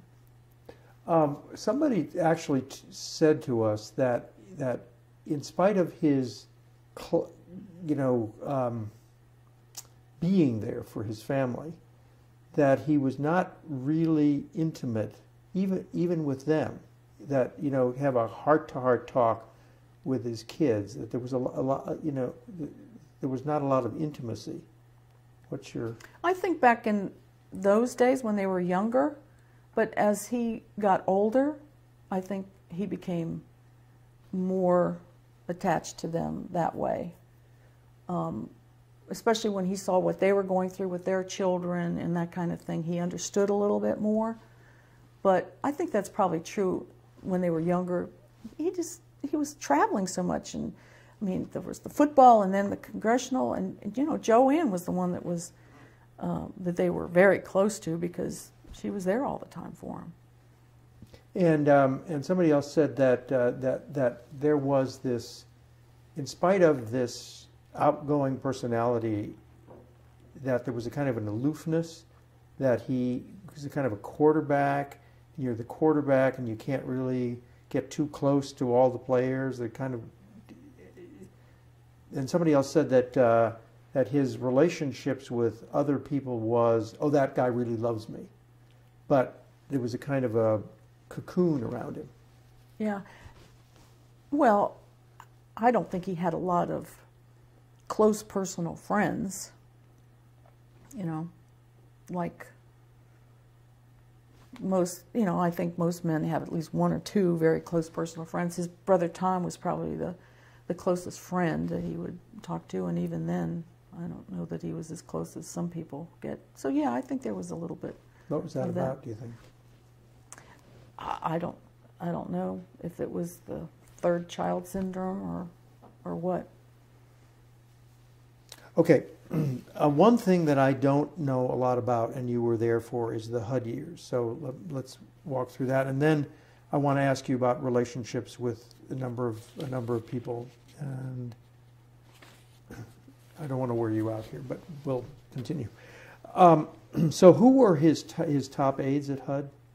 Well, it was Scott Reed, was his first chief of staff. Mary Brunette. Those were the two that came from the campaign. Well, I guess me. Those were. What did Scott was his chief of staff? Chief of staff, right. And then when did Scott run the department while he was basically out? Yeah. And Rick Ahern was his traveling person. You know, he did all of his scheduling. He was in charge of the scheduling office, but he traveled with him everywhere he went. And you know, he had a bodyguard and all that sort of stuff. All of that was so different than what we were used to. And I didn't know what to do with myself. There were 3,000 people taking care of him now, and I was just used to doing everything, and now I had all these people to do everything, and I didn't have much to do at HUD. I kept the home fires burning, and I still kept all of his personal stuff and all of that sort of thing. But the issues were so grand there, especially since we had just come into that whole Robin Hood mess and you know, following after Sam Pierce, and oh gosh, it was such a mess back in those days. And he had inherited all of that stuff. It was corruption. Corruption. There was just so much, and Mary and Scott got him through all of that. Of course, his legal team and all of that. But that was a very difficult time, and it was difficult for him because he wasn't used to having to be so involved in all of that sort of stuff. He was never an administrator No, before. Yeah. Exactly. So Mary and Scott did a heck of a job doing that. But what he was very good at is making everybody feel really good at HUD, because they had had some really tough years under the Pierce administration, and some of those career people were a little hesitant at first. You know, they didn't quite know what to make of him, and you know, they just thought, oh, here's another HUD secretary that we got to put up with.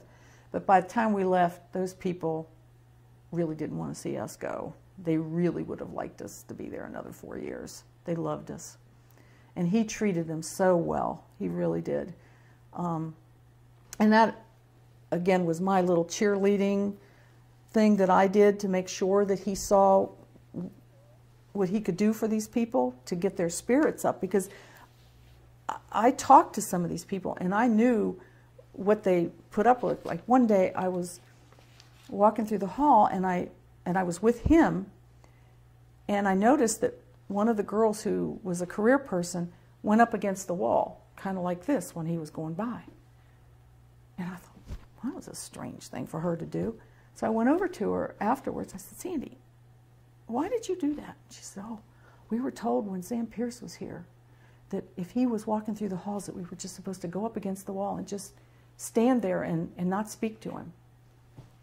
Oh my God. I said, Jack would have a fit if he knew that anybody was told to do that with him. I mean, he wanted, people would he didn't even like to be called Mr. Secretary. You know, he wanted to be called Jack. Even when I started working for him, I called him Mr. Kemp. You know, he called me Jack. If somebody was visiting in the office, I always referred to him as Congressman. But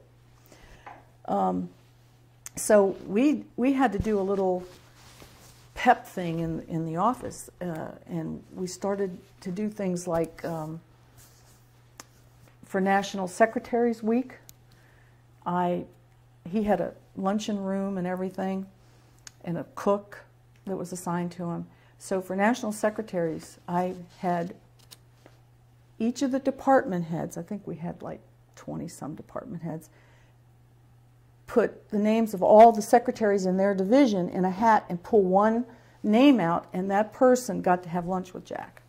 So we had this great big table filled with all the secretaries from all the different departments. Well, they were just thrilled with that, you know. He had a couple of birthdays, of course, while he was there, and I can't remember which one it was, probably his 55th birthday. And so I put out the word that anybody that wanted to bake him a cake could bake him a cake. And I wanted 55 cakes. So we set up the cafeteria in this great big horseshoe and had 55 cakes. 55 people baked cakes, and they all stood behind their cake. And then it was a total surprise to him, and I had him come down, and everybody surprised him, and he went and shook hands with all 55 people who baked him a cake, you know. And those were the kinds of things we had to do. And the whole department is invited? And the whole department, anybody in the building could come. And we just had to build up the morale in there, and he loved that kind of thing. I hate to use this guy's name, but Mike Tyson came to visit one time. So he took him to the cafeteria to eat, and of course those people were just absolutely delighted. You know, Don King and Mike Tyson in the building, and he included all of them in there, and they just loved it, and they loved him.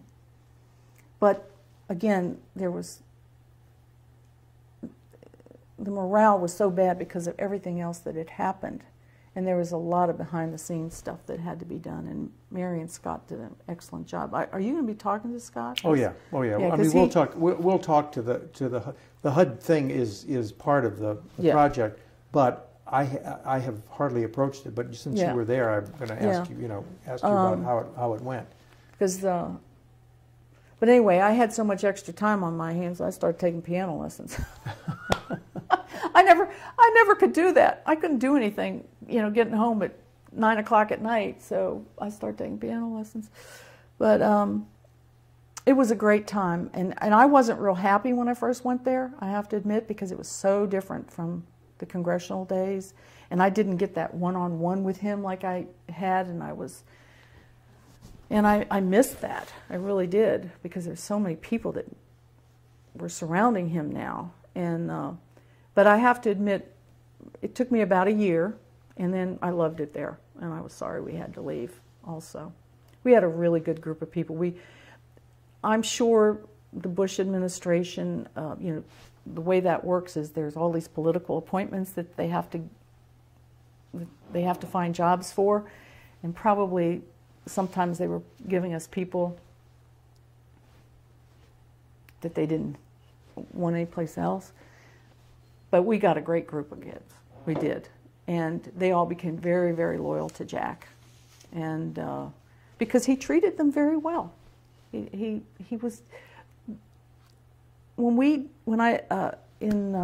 2002, I did a reunion of all the people who had ever worked for Jack. I don't know how I found them all, but I found over 600 names of people.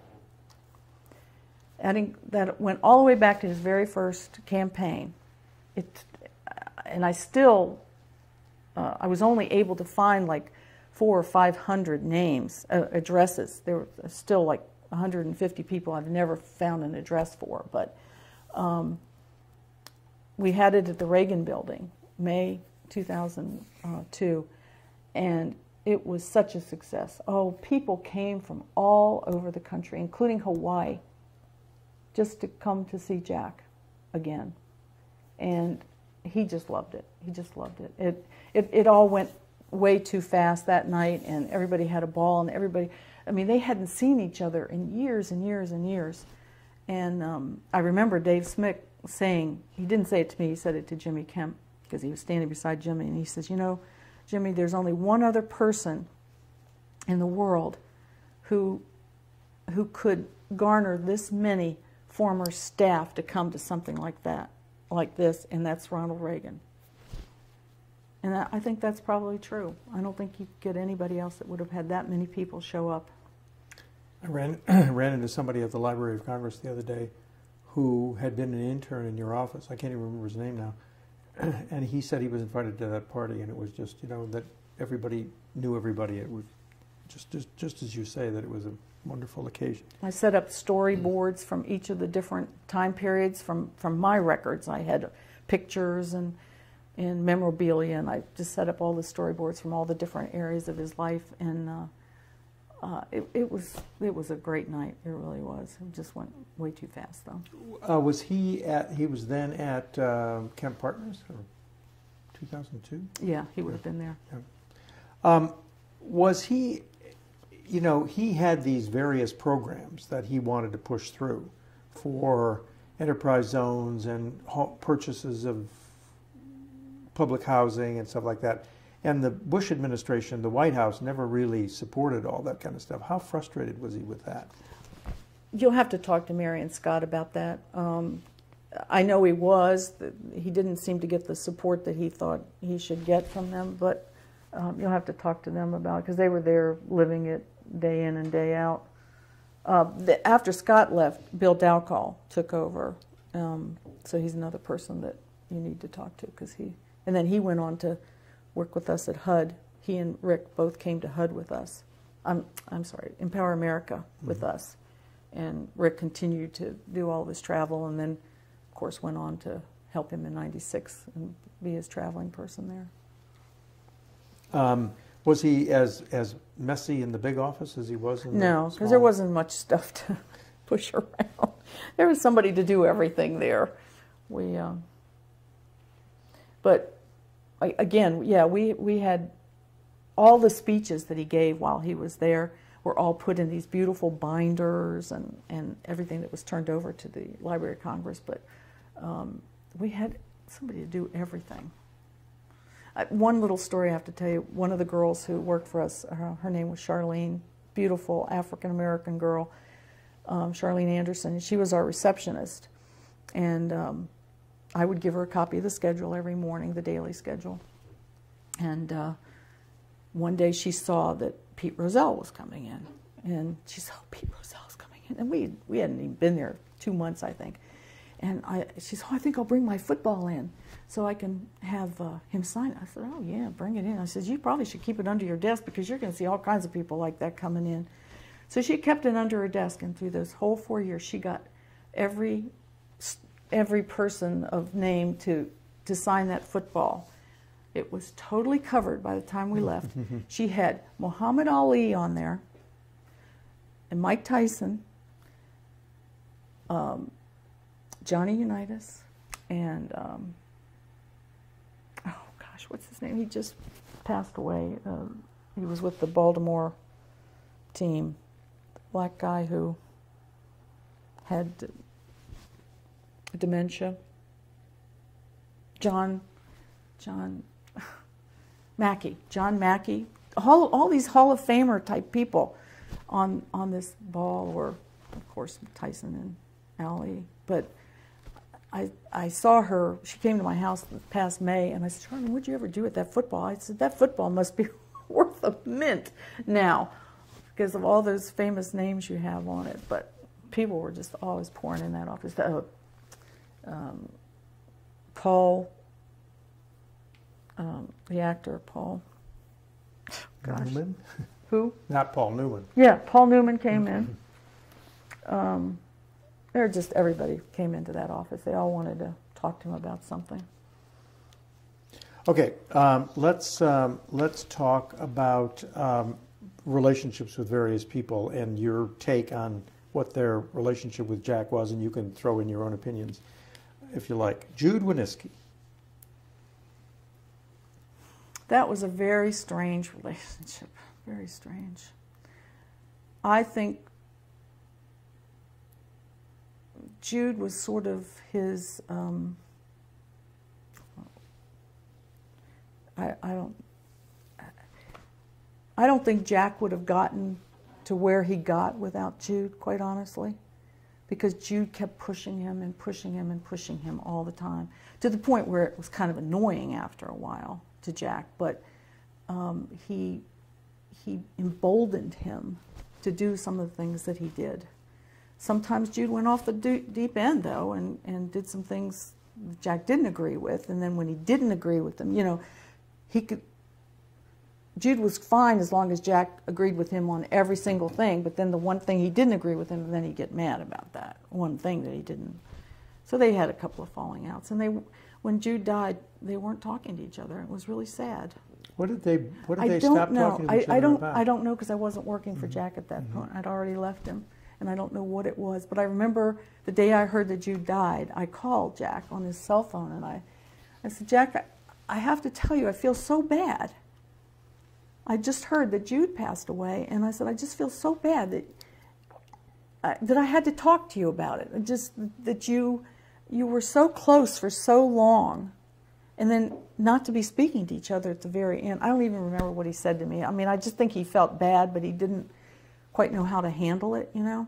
But it was a sort of a love-hate kind of relationship. But Jude was a heck of a guy, but he was a little strange. He was intense, right? He was very intense, very intense. You said, or various people said at that staff symposium, that Jude got him into trouble sometimes. Yeah, but I remember this one thing about Aldo Mora or some. I mean, I remember names because again, I was so busy doing my thing, I couldn't. I knew things were happening around, but I don't always remember exactly what it was. But there was something there were a couple of times, and I think Dave and John probably, John in particular, could probably fill you in more on the times when he got him in trouble. But yeah, there were times when he just went too far. What's that guy's name? Farrakhan. Yeah. Right, he was always pushing Farrakhan, yeah. He was always pushing Farrakhan, and, you know, strange people. Arthur Laffer? It's my opinion that I don't think Art Laffer would be where he is today if it weren't for Jack Kemp. If he hadn't promoted, I'm sure Art won't agree with this, if he hadn't promoted that Laffer curve thing, I mean, he's the one that first gave him some attention and recognition. I probably don't want that in there. Don't worry about it. I mean, actually, it was Jude who first made the Laffer curve, put the Laffer curve on the map. But that's what I mean. Yeah, but he put his name out there. Yeah, Jude did. Jude did. Yeah, right. But Art wouldn't be where he is today if it weren't for the Laffer curve. Right. That's true. That's true. So Irving Kristol. Okay, Irving Kristol was one of the people who urged me to go work for Jack, for one thing, because Irving was at AEI at the time. And I remember going down in the elevator with him right after I'd accepted the job with Jack, and I said something to him about it, and I didn't know that he was close to Jack or whatever. And he goes, he's a good man, you're making the right decision. And so he had a very close, almost a father-son kind of relationship with Kristol. He was his, well, Jude was more the guru type person, but Kristol was a fatherly figure to him. He really did, he was very impressed with him. And Lou Lehrman? Reverent. Lou Lehrman? I remember them being pretty close, but then he just never talked to him again after a while. And I don't, John would be the person who would know more about that. I remember Lou Lehrman. He ran for the Senate, didn't he? And Jack was governor rather, yeah. And Jack was supportive of that. But then all of a sudden he just sort of dropped off my radar screen, because my radar screen was who was making the calls and who he was calling and all that. And then all of a sudden he wasn't calling Lou Lehrman anymore. But that could be that John was doing the communicating with him too. Mike Novak? He was very close to Michael. Yeah, he had a lot of respect for Michael. What did they do together? Well, he would call him just to get advice from him on things, and he just had a lot of respect. He and Joanne would socialize with them, with he and Karen, and he just was always promoting his books, would immediately read any of Michael's books, and was always talking about them to people. You got to read this. He'd invite him into the office and have people come in and sit down and talk, you know, at the Super Bowls and things like that. How close was he to his minister at Fourth Press, Halverson? Well, I know they talked a lot. I mean, he never came into the office or anything like that. And I mean, I don't know what they were doing on Sundays. Did you put through his phone calls? Mm-hmm. Mm-hmm. So you knew who he talked to every day. Yeah. So now Halverson, I think he did the wedding, Jeff's wedding, I think, and I think he flew out on the plane with us on that for the wedding. Pretty sure he did. Anyway. Okay, members of Congress.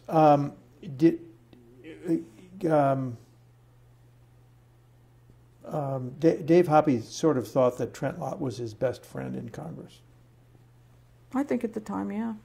He was very close to Trent and Newt, Connie Mack, and Vin Weber. Those were the amigos. And because they always went to a Mexican restaurant. That's why we called them the amigos. The secretaries who would make again, we didn't have email back in those days. We all had to. Was it a certain Mexican restaurant? Yeah, there's one up on Capitol Hill. Remember the name of it? I don't remember the name. It was on the Senate side. There's one on the House side, but this one was on the Senate side. A little place. I think it's still there. I don't remember the name of it. But we would call each other and say, well, do you have this night open? Yeah, this night, you know, multiple phone calls trying to get everybody to agree on a night. So it was dinner, not lunch? It was always dinner, yeah. Okay. And they had to be someplace where they could get back real quick for a vote if they were still in session or something. What happened when Trent Lott got into trouble in the Senate? Jack was not on his side. Jack said that he ought to apologize for the Strom Thurmond remark. Yeah. How did I wasn't working for him at that time. You were working for the Senate, weren't you? I was working. I guess maybe you weren't working in the Senate. I'd already retired when that happened. So I don't know exactly. I just know that he did have a falling out with Trent about that. And I remember saying something to Jack about it. I said, you know, you can't let that happen between you two. Have been friends too long. You know why? But he stuck by his guns. And you know, Trent was hurt, you know, because Trent was there for him for so many things, you know, in '88 and of course '96, and you know, these guys, they all were there for him during those times, and they didn't have to be, because you know, Jack in '88, I don't know that he had as much chance as Bush did back in those days, so it was quite something for them to support him. Of course, in '96, it was an easier thing because Dole was the nominee, but he was just hurt. So did Jack do it because he thought the principle, the race issue, was so important? I don't know. I don't know. I know Dave talked to him a lot about that during that time period, because course, Dave worked for Trent for so long. I know Dave was a go-between for a while there. I mean, it sounds like your relationship with Jack was that you could call him up and sort of tell him anything. I mean, if you had an opinion about something. Yeah, I didn't abuse it, but yeah. When he got sick, Joanne told me that I was the only female that he would let into the house to see him when he got really sick after he'd lost his hair and everything. But I was the only person he'd let come in, which I was. And how often did you visit him? Oh, I was, from the time I heard that he was sick, I probably went over there maybe 3 times. He asked me to witness some legal documents. And I had to meet him at the hospital where he was going to be getting his treatment. It was it was so sad. And then I did go to see him at the house, and that was the last time I saw him before he died. How long before he died did you see him? Oh, gosh. Just maybe a couple of months before. I was one of the first people he told after he found out. He called me and told me. It was right after Thanksgiving, right after he had found out that he had cancer. Yeah, my understanding was that he was in so much pain sitting at Thanksgiving dinner that he then went and had it checked out. Yeah. It was right after Thanksgiving that he found out that that's what was causing it. Yeah. Yes. And so what did he say to you? He just said that he had some news that he was diagnosed with cancer in his hip. And I started to cry immediately on the phone because I had witnessed somebody who had cancer of the hip, and I knew how fast they went. And I didn't say that to him, but I knew how fast it had happened. And I just started to cry, and he goes, "Now you're going to make me cry." And I said, "Well, I don't want you to do that, but, you know, we just chatted for a while." He says, "You know, I'll be all right, don't worry about it." And the first time I went to visit him after that, and we went over a lot of stuff, you know, legal things and where some of his stuff was. You know, he was always worried about where his stuff was. And his papers, or? Yeah, his papers, where everything was. And I said, he was very calm about the whole thing, which I was impressed with, quite honestly, because I didn't know that I didn't know how he was going to react to it. But he says, "I'm at peace." He said, I think he used the words, is the word sanguine appropriate? He says, I'm very sanguine. I had to look it up, to tell you the truth, because I didn't know what it meant. And what do you want to do? Well, I don't need to get it, but if you don't want the ringing on there, you can turn it off. He says, I'm very sanguine about it. And it just broke my heart. I mean, it just broke my heart, because he was always so full of life, and he was bigger than life. I mean, I think you'll get that out of just about anybody. He was bigger than life, and you just never thought anything was going to happen to him. I always thought if he ever went, he was going to go in an airplane or on the ski slope or something like that, you know, more in an airplane because of all the planes that he was on all of his life. Private planes, helicopters, you know, all of that.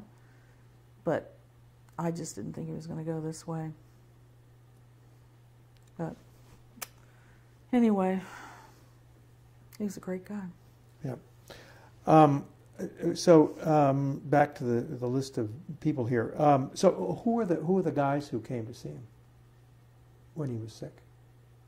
You said you were the only woman. Who were the guys? Well, I'm told, not many. A couple people asked, and he didn't want them to come. But I don't know if Trent went. I know his former Jim Mora, and there was a time when one day when Jim Mora and I'm so bad at names now. There was their roommate from Occidental. Yeah. Yeah, I forget his name. But anyway, go ahead. Yeah, him. Yeah. They both went to see him, and somebody sent me a picture. They took a picture, and they sent it to me over the internet, and I got to see the three of them together, which was kind of nice. And they all three had great big smiles on their face. And he looked pretty good, you know. I mean, other than he had lost his hair, but he looked, you know. There weren't very many people. I know one of his neighbors, Chuck and Carol Mark, live right down the street. And one time when I went to visit Jack, I went to see Chuck and Carol because they were, you know, I'd known them through the years, Super Bowl and everything else. So I went down to see him. Carol wasn't there, but I spent some time with Chuck, and he says, I've tried to go over there, and they don't, you know, they don't seem to want a lot of visitors. And I just think he wasn't up to it a lot of times. But he was concerned about his legacy and where things were. That's why I hope wherever he is, he knows about the Library of Congress. I really do, because he'd be so proud to know that his stuff is there. After all that we went through with the Buffalo stuff and the Pepperdine, and he would be very happy to know it's there and safe. There's a lot of it. And there's a lot of it. I packed all those boxes, I know. Okay, tell me about his relationship with Newt Gingrich. Well, again, I mean, he was just another one of the guys, the amigos. And I don't know what was always going on the floor, because he spent so much time on the floor with these people. They didn't always come to our office. There wasn't a lot of interaction there. The only time you saw members come to visit him was when he personally hosted Chowder and Marching Society, when it was his time to host it. And then they would all show up. And I don't know if Newt was a part of Chowder and Marching, to tell you the truth. Not everybody was. I know Trent was, but so I don't know what was always going on the hill. I mean, on the floor. But I mean, they got along great. He campaigned for him, and that was one thing. Everybody always wanted him for a fundraiser every election year. That was for sure. All his colleagues. But Newt and he had a falling out? But they had a falling out, and I don't know what that was about. None of us can remember what it was about. Because I did ask Dave if he remembered, he said he didn't. But it was probably just over some issue on the floor, you know. Just as Newt's career went on and he became speaker and all that, how did Jack? Well, they did keep in touch. I know that because when we were at HUD, Newt had just become speaker. And he came to our office at Actually, not HUD. no, I'm sorry. I keep saying HUD. Empower I America. meant Empower America. We were at Empower America, and he had just become speaker, and he came to our office. And of course, this whole staff was ecstatic that the new Speaker of the House had just walked in our office, you know. And we were all proud of him, as was Jack. And I just remember him being very gracious to all of us, and he waved to me, even remembered my name, which I couldn't believe, but he was just very gracious to all of us. And they kept in touch on the phone. Sometimes I think Jack would call him, and kind of to prove that he could get on the phone with him, but still. I'm sorry, Steve? To get on the phone with him, that he would take his call, yeah. You know. So did Jack, when Newt got in trouble then, was Jack supportive of him, you know? That I don't know. Again, I was not there, so I don't know. Newt left, and then Livingston became speaker, and then he had to leave, as I recall, and I was already in the Senate, so I wasn't really paying a whole lot of attention to all of that. Okay. What about Bob Dole? Did Jack ever talk about Bob Dole? I don't remember too much about him at all. Okay. What about the campaign people? John Sears is somebody who doesn't come up a lot, but apparently he was really in the office all the time. He did come in pretty often, yeah. Jack was very respectful of John because of his relationship with Reagan, and that's where that went back to the Reagan days when he was running for governor and then his first race. So Jack knew of Sears's reputation and was always very respectful of him and looked to him and for his advice and sage advice. And then sort of same with Ed Rollins. You know, they were about the same. And John was involved in the '88 campaign? Yeah, but more on the, as I recall, more on side. the periphery, you know, just to be there. He wasn't a paid or anything like that. And of course Charlie was close to him too and would defer to him sometimes, ask him questions, I think. But I don't know the intimacies of that. Okay. And Tom Kemp was the finance guy. Yeah. Tom wanted to be a part of '88 really bad. And he and his daughter, Nancy, came to Washington to be a part of that. And Tom, you know, I guess he was already gone from Coca-Cola at that time. Yeah, he had gotten a nice big golden parachute, I think, and he was able to help out, and, you know, incredible background. And Jack wanted him to kind of oversee to make sure that he didn't get in trouble financially, because Which he did. Which he ran up a huge debt. Which he did through no fault of Tom's. I mean, it happens. You just start throwing money out there, and that's, I'm not trying to be critical of anybody, but somebody didn't put enough money in the bank account to. People didn't realize that it wasn't just what you were spending on a daily basis. After it closed down, there were all these other expenses that you had to worry about: the accounting fees, the legal fees to close down the FEC accounts and all of that. And nobody put any money aside for that. And that was a big, big chunk of money. And there was nothing to pay for all that. And we, all of his loyal staff, were very upset at that. Very upset. And there was nothing we could do about it because we were at HUD at that point. And we could not pick up that phone and make a phone call to anybody. We couldn't have fundraisers. We couldn't do anything to retire that debt. And it just kept building up because every month went by and the legal fees kept building up and the accounting fees, and it was... So did you have to get a bridge loan in order to finance it and pay these people off, or how did you do it? I mean, you must have been involved in this. I was involved, not... Again, I was at HUD, so I couldn't do a lot, but there were two guys out in California who were kind of taking care of that for us. Whose names escape me at the moment, like everybody else. God, I can't remember their names. I can't think of their names right now. I'll try and remember. But they were keeping track of that. I mean, we had a little bit of money to keep things going, but we did go into debt, and then they were able to negotiate some things. And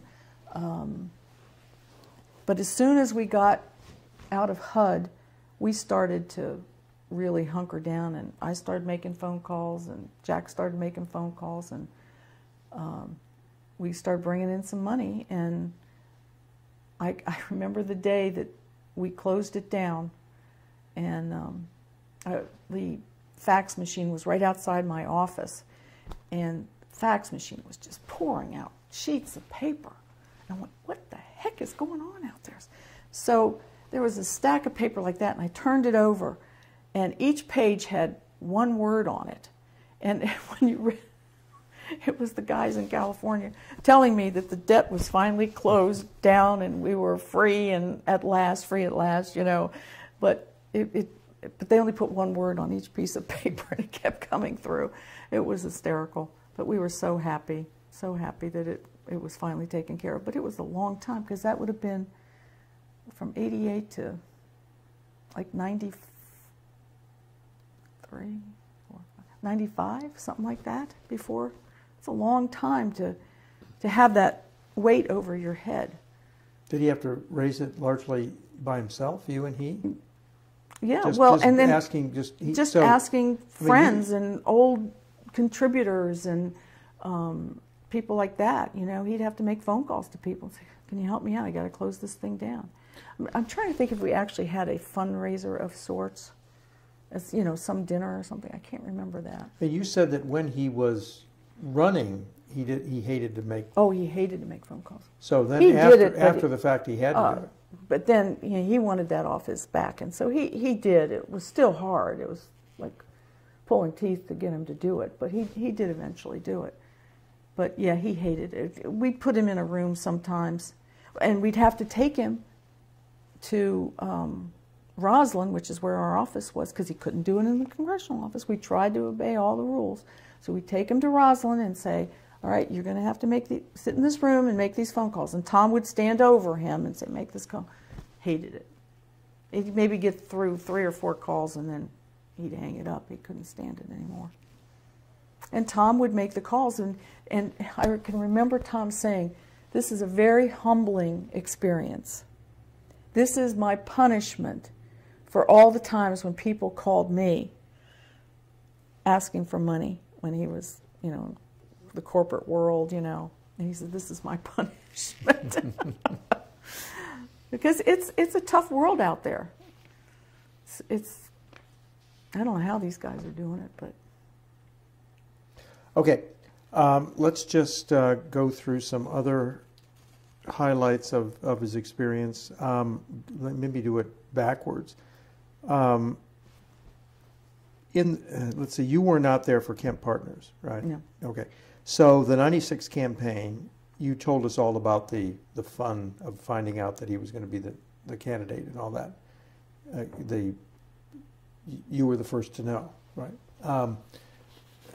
What are your memories of that '96 campaign? From a personal standpoint, I made the biggest decision, the worst decision of my life, which was not to go on the campaign trail with him.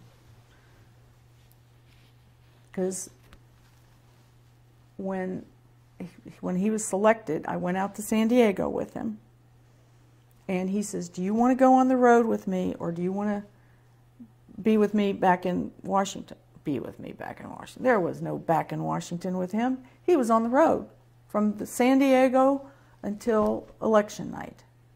He came back, I think, 1 or 2 days, and he was in the office. But I didn't know. I'd never been a part of that part of it before. And I said, "Well, you know, my role has always been in D.C. I'll be there for you." Well, I think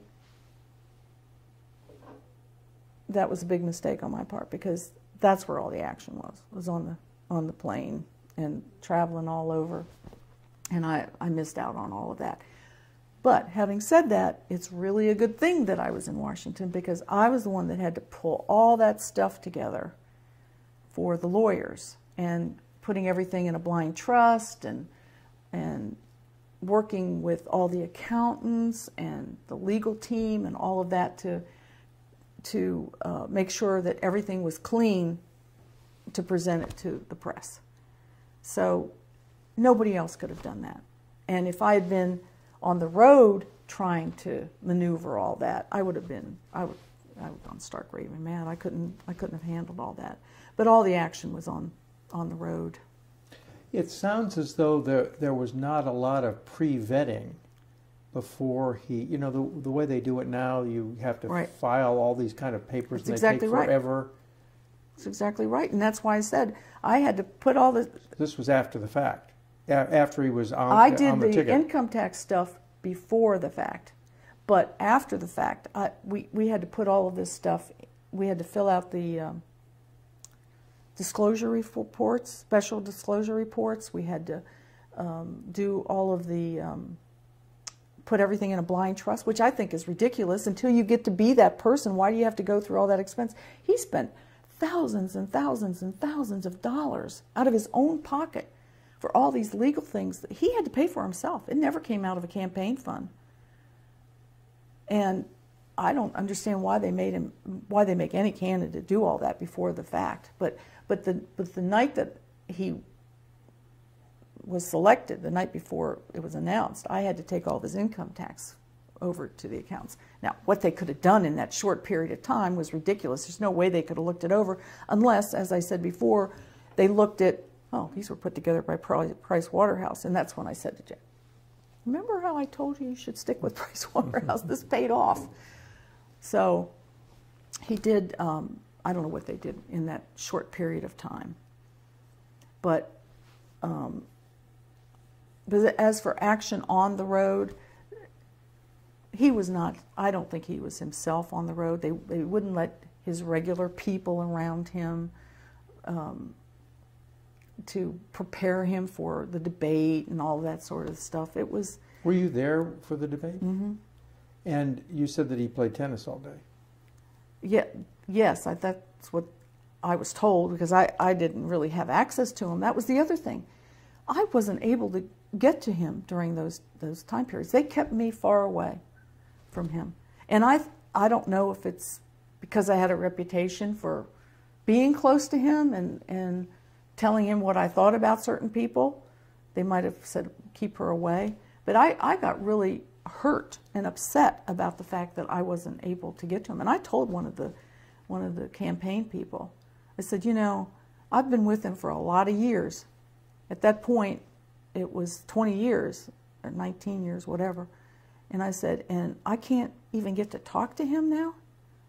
And it really bothered me. But that's the way those campaigns handle it. Who was his handler? Wayne Berman. Wayne Berman was with him all the time. He was his man. He was the dull guy who was with him, and was on the plane with him, and you know all that. And he couldn't call John, or he couldn't call any of his buddies or his staff. Well, he could, but you know they kept him so busy. You know, what's the guy at Heritage? Ed Follner. Well, Ed Follner took a leave of absence to help out. I mean, who doesn't take advice from Ed Follner? But Ed Follner, eventually, he got to ride on the plane with him for 1 or 2 days. You know, they placated him by letting him be on the plane. But they tried to, you know, keep Jack at arm's length from a lot of his people, which was so sad because those are the people he felt comfortable around. When you did talk to him about the '96 campaign, I mean, did he feel used, or how did he feel about the whole '96 experience? All I know is what they said to me the day after they lost, which was, we would do this again in a heartbeat. They loved it. They loved being on that campaign. And even Joanne, she was thrilled. She was absolutely thrilled. They loved the excitement of it, and they had a great time. They really did. And how did he feel after the debate with Gore? Well, I remember seeing him after that, and I went up to him. You know, what was I going to say? You did a lousy job, you know? I said, good job, Jack. And he goes, no, it wasn't. He said, I was terrible. He knew he had flubbed it, and but I wasn't going to say anything to him about it.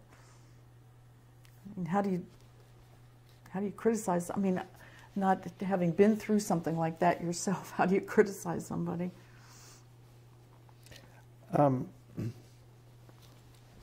Empower America. How exactly was it organized?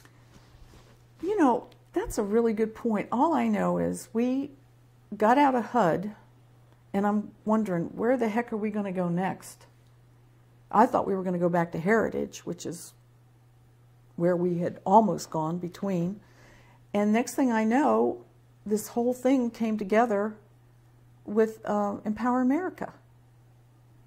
I honestly don't remember how it got started. Charlie Kupperman was put in charge of putting this all together. Next thing I know, we had an office, we had desks, we had phones, we had people, and the whole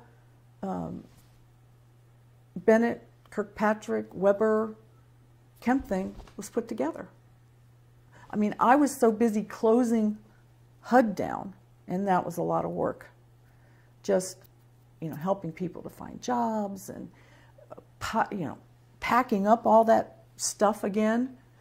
It was like every 4 years I'm doing all this packing and trying to find a place that was going to take it and all of that. And so I was so busy doing all of that, I didn't really know how that all happened, but there it was. And then we just showed up there one day at 18th and I Street. And what was it all about? What did Jack do while he was there?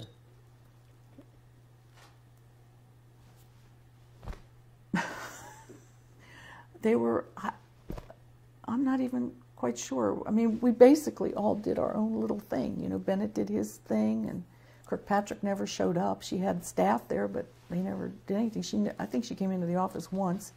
Then Weber was there once or twice, and then he never really came back to the office. So it was just a place for Bennett and Kemp to actually have their little staffs. And I mean, we raised money and we got brochures out, and we had mailing lists and got issues out. But it was also a place to put some staff. We still had some staff over at Heritage. It was on their payroll. Who were your staff at Empower? Well, Rick Ahern, Bill Dowcall, me,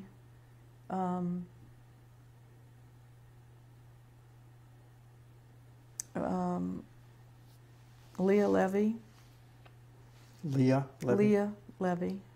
She was with us at HUD. Karen Olson was there for a while. They were not there at the same time.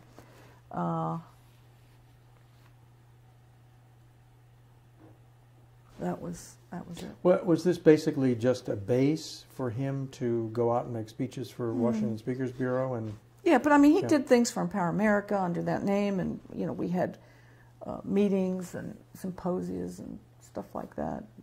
And like I said, we got issues out. But yeah, he did work out of that office to do his speaking engagements, because that's basically all he did. Because we resurrected that contract with Washington Speakers Bureau immediately. How much was he getting a speech? I think it was like $50,000. But then, well, first it was $35,000 plus expenses, which was 2 first-class airline tickets. And then we decided that wasn't working really well, so because of the airline ticket thing wasn't working really well, so we upped it to $50,000, and then we took care of the. That was a better deal.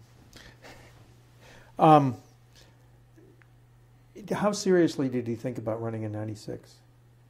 I don't think very seriously at all. Again, people were always throwing out the fishing line to see what could happen, but it really wasn't. I don't think he personally thought it was a big deal, because he was really starting to make some money, and he was liking it, and he was getting on boards and things like that. And I think enough time had gone by that excitement of that was gone, and I think he knew that he didn't want to really get back into all that again. What were his principal boards? Was he on AOL? Oh, no, he was on Oracle. Oracle was the big one. How did he get on that board? Is that through Raoul? No. What's the Paul Allen? Is that who's the big Oracle guy? Can't think of it. My name recall is terrible, but the big guy at Oracle. And how did he get on that board? The big guy in He Oracle. just called. I mean, they met somewhere, and he asked him to be on the board. I mean, people were seeking him out. I mean, here he was, a former VP candidate. Yeah. You know, I mean, people sought him out. He never had to go out and ask for anything. People were after him, and he was on a lot of boards then, and then after I left, because I was only there a few months after '96. Well, I left him in February. You know, the campaign was in November. After I left, I mean, it just blew up. He was on. He didn't say no to anybody. He was on every board he could get his hands on, to the point where at one point I even said something to him, even though it wasn't working for me. I said, "How can you keep up with all these boards? You know, I mean, you have to attend these things. You can't. I mean, some of them." He was on Land Air when I was there. I couldn't even keep up with all the paperwork that was just pouring in, and things that you had to fill out and sign this and sign that. I mean, it was overwhelming for just when I was there. So I can't even imagine what went on after. But I understand later on he became very good at it. I mean, he was very sought after to be on boards, and he did do due diligence, and he worked hard to be a good board member. I mean, some of them were in name only, but some of them were not. And he was there for them and did a good job. Do you know which boards he really worked on? Well, I know Oracle was one, and I know he worked hard for the one, what was the original name for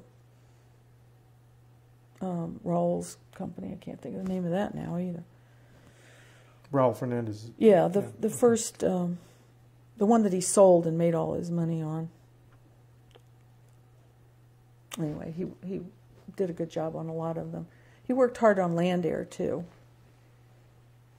How did, going backwards, we've talked about HUD. How did he take the flop in '88? The fact that the campaign just didn't gain lift off. I was in the room when he got the call that, well. Go ahead. Which No, call was that? Was that the one, the Bush call? Oh, yeah, I was in the okay. room when he got the Bush call, saying he wasn't the VP candidate. We really thought he was going to be it. We really, really did. I mean, the way Secret Service were surrounding him, and you know, there's an aura that happens to the VP candidate, and we really thought that he was it. And oh, we were so excited. We were in New Orleans, and we were tired, very tired staff, but we were so excited that day. And we really thought he was going to get it, and the rumors were just surrounding us. Oh, it was just incredible. And then I was in his suite. A couple of us were in the suite, and the call came in, and the look on Jack's face, oh, it was just... Was of deflation? Yeah. Yeah. He just said, "Thank you, Mr. Vice President," or Mr. No, Well, Mr. Vice President. And I remember we were in New Orleans, remember, and I was just devastated. I mean, all these years that we had worked for all of this, you know, and to have it just dashed just like that. I walked out of the room after a reasonable length of time. I went down to the gift shop, and I bought a mask. I still have the mask. And I just cried, and I walked around with the mask because I was crying, because I didn't want anybody to see me crying. But you know, I had a Mardi Gras mask on because it was horrible, and I can't even imagine what he went through to be like that. And then that night, we were walking around New Orleans, a couple of us, and all of a sudden we had to come to a stop because the Quail motorcade was coming through, and we were gritting our teeth as he came through.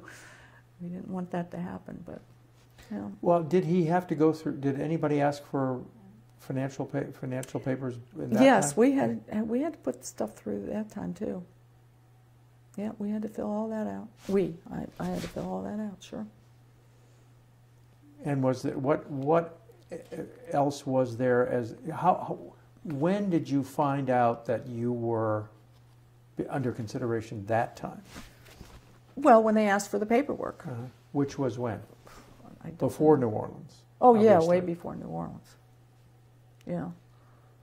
Way before New Orleans.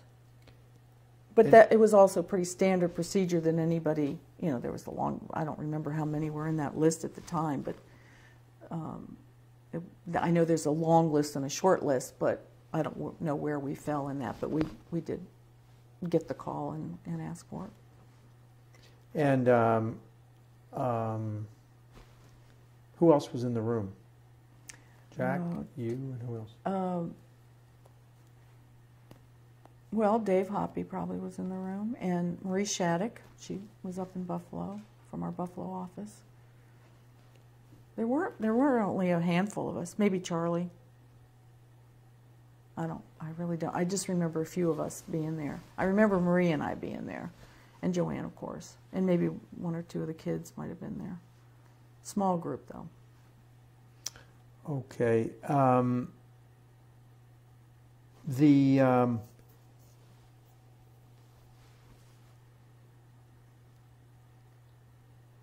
You know, I think we've just about done it, because we've been through Kemp Roth and the Reagan campaign and all that stuff. So just let me ask you. I mean, is there anything we've missed here about your experience? Any highlights and low lights? Well, if you want to go back to the '80 campaign, go. That was a fun time. Again, you know, he wasn't very well known back then. His name started to be thrown around and bannered around when Reagan was going to be the nominee, and they started mentioning. But he wasn't really mentioned too much for VP. I guess maybe they mentioned it in an article or something like that, but it wasn't. There was a floor demonstration in '80. Yeah, there was, but that wasn't until we got to Detroit. I'm talking about up until then. So we get to '80, and we were there for 2 weeks, you know, the platform week and then the next week. And it was just me and Dave Smick. We went with him. It was just two of us. Dave there for the platform and me to take care of everything else. Jack was in the Pontchartrain Hotel, which was right next to Cobo Hall, and I was at the Renaissance, the Rensen, all the way down the street. They wouldn't let me in the same room with hotel as him, which made it very awkward for me to do what I had to do, but I was constantly taking that little tram up and down the street to get to the hotel, to get to him. And then, you know, after what was your job at the convention? Just the same thing, you know, taking care of his schedule and fielding phone calls and things like that, you know. And so we're in the second week already, and again, not much going on. And then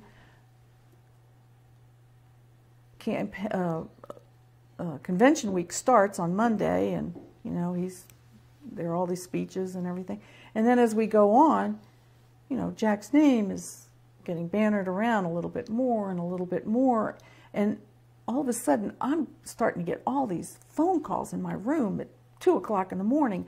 Barbara Walters is calling me, and all these people, and it was just unbelievable. Then a crew from Buffalo shows up, and they're trying to get to him. I mean, it was the biggest groundswell that I'd ever seen. And finally, I said, Dave, I got to get more staff up here to help me. I can't do all of this. So we started getting a couple people, because, you know, they had to pay for their own way. We had no way of paying for any of this. I think I did end up getting the Citizens for Jack Kemp, which is his regular campaign, to pay for it. His congressional campaign treasurer would pay for some of this stuff. And so I got a couple more staff to come up there, and who came?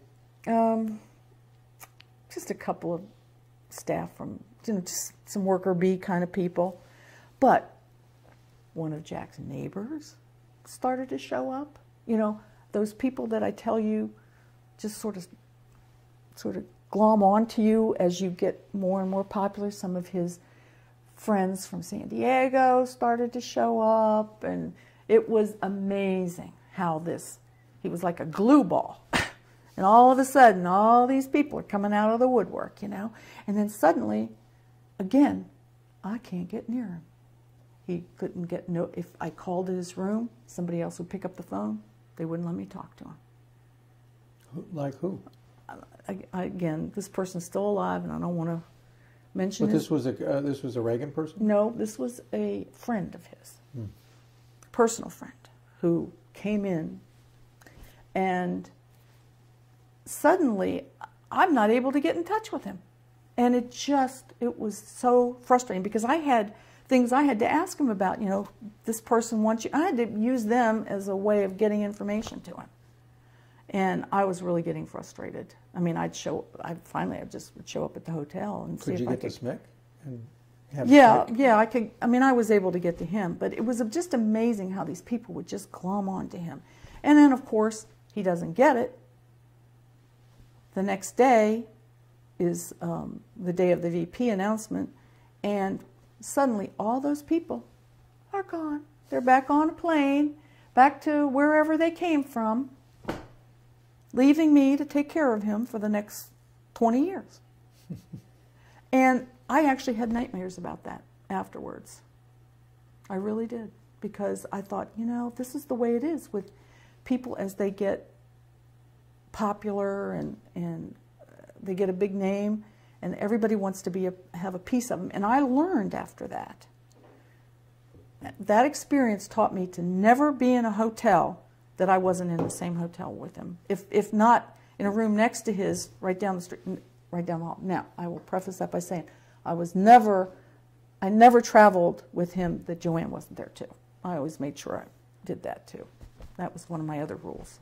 I didn't want to get any talk. And I told Joanne that. I said, I will never travel with him anywhere that you're not there too. I just want you to know that up front. That's why we had such a great relationship. Joanne and I were just like that. So, but I learned that that's what could happen. And then what happens in '96, the same thing happens to me. But that was almost my own doing, because I chose not to go on the road with him. So I had nobody to blame but myself on that one.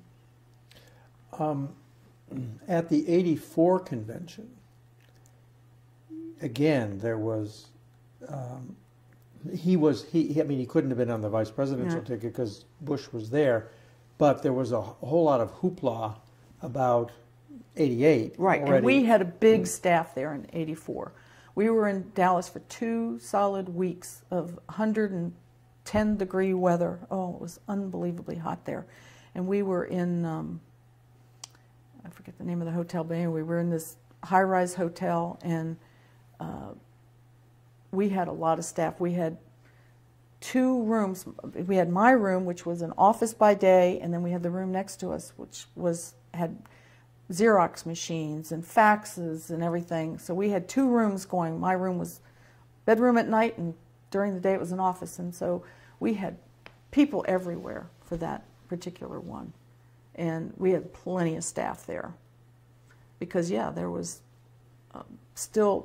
there were books that were being passed out. Well, that was the one that I was telling you about, where we passed out those books and we had receptions and things like that to prepare for '88.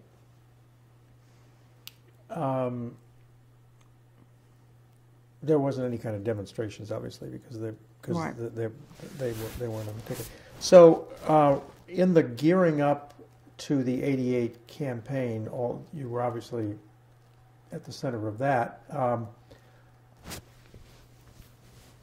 Why do you think it didn't work? I mean, well, everybody knows that Bush had the leg up because he was vice president and stuff like that. But my impression is that the campaign really was kind of messy operation. Yeah. I mean, it didn't do as well as it could have done. Why do you think that was? I don't know. It certainly wasn't because the staff that were working didn't want it to happen because they worked really hard. We had one of the best working staffs. These young kids that came in to work for us, oh, they were so loyal and worked so hard over there. They really did. This was Rosalind? Yeah. And to this day, you know, when that group gets together, it's like old home. Who are you thinking about? Oh, Ed and Michelle Brady. They married after this. We had a lot of marriages during this campaign. A lot of people that worked together on the campaign. I think we had like seven couples from the campaign get married. They were just great young people that cared about Jack, and we were all together in New Orleans after that. And when that broke up after those 2 weeks, I mean, there was so much crying and everything. Nobody wanted to leave each other because we had had such a good time together. And that's the way it was when we had that reunion. All those same people came back to that reunion. And I don't think we ever felt the same way about the 96 campaign as we did about the 88 campaign. 96 was a whole different group of people. You know, these people were given to us. There were a few of us that were old schoolers, but most of them were given to us. And they were nice people and everything, but it wasn't the same. And they weren't together as long, quite honestly. But they adored Jack. I mean, don't get me wrong. He was able to get them all to like him and everything. But it wasn't quite the same as the original group in '88. That was a great group of people. You know, it's kind of strange that one person that I didn't ask you about his relationship with Jack was Scott Reed, who was Dole's campaign manager and in effect was responsible for managing. I mean, he must have been the guy who suggested that Jack be put on the ticket. He was. And yet he was also managing Jack. Well, he was managing Dole, yeah, basically, and he turned. I mean, I'm sure he was involved, but he the way I understood it was that Wayne Berman gave a lot of money to the Dole campaign, and he was told that because of that contribution, he would be given whoever the VP candidate was to manage. So they honored that. And I don't think Wayne was real happy about it because I don't think he cared much for Jack.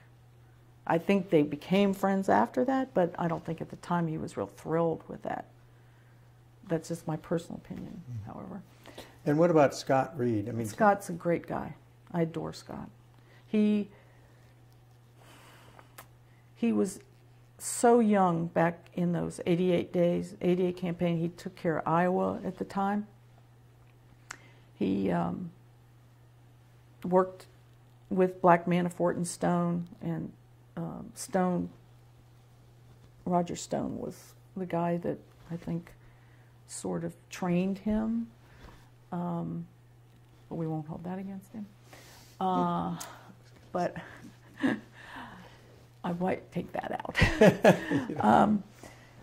But Scott, oh my gosh, you could set your watch by Scott. I mean, he was so meticulous about everything. He was, and still is to this day, I know, he's one of those people that actually writes things down and checks them off, and he's just a great guy. I just adore Scott. And he was great during our campaign. You could always trust him. He would always follow up. If he said he was going to do something, you knew you were going to get a call from him. Roger Stone was the same way. If Roger told you he was going to do something, he'd call you and tell you he did it or why he couldn't do it. And Scott was the same way. And I just adored Scott. And then when we had him at HUD, he was just a great chief of staff. And then he went to start his own company. And I'm sure he did the same while he was at the Dole campaign, but he was busy managing a presidential campaign that he had to take care of. And it was a tough one. So, but good guy. But you didn't do very well in Iowa, as I remember. No. But No, in, but in spite of Scott's... in spite of Scott, yeah. I mean, it's just luck of,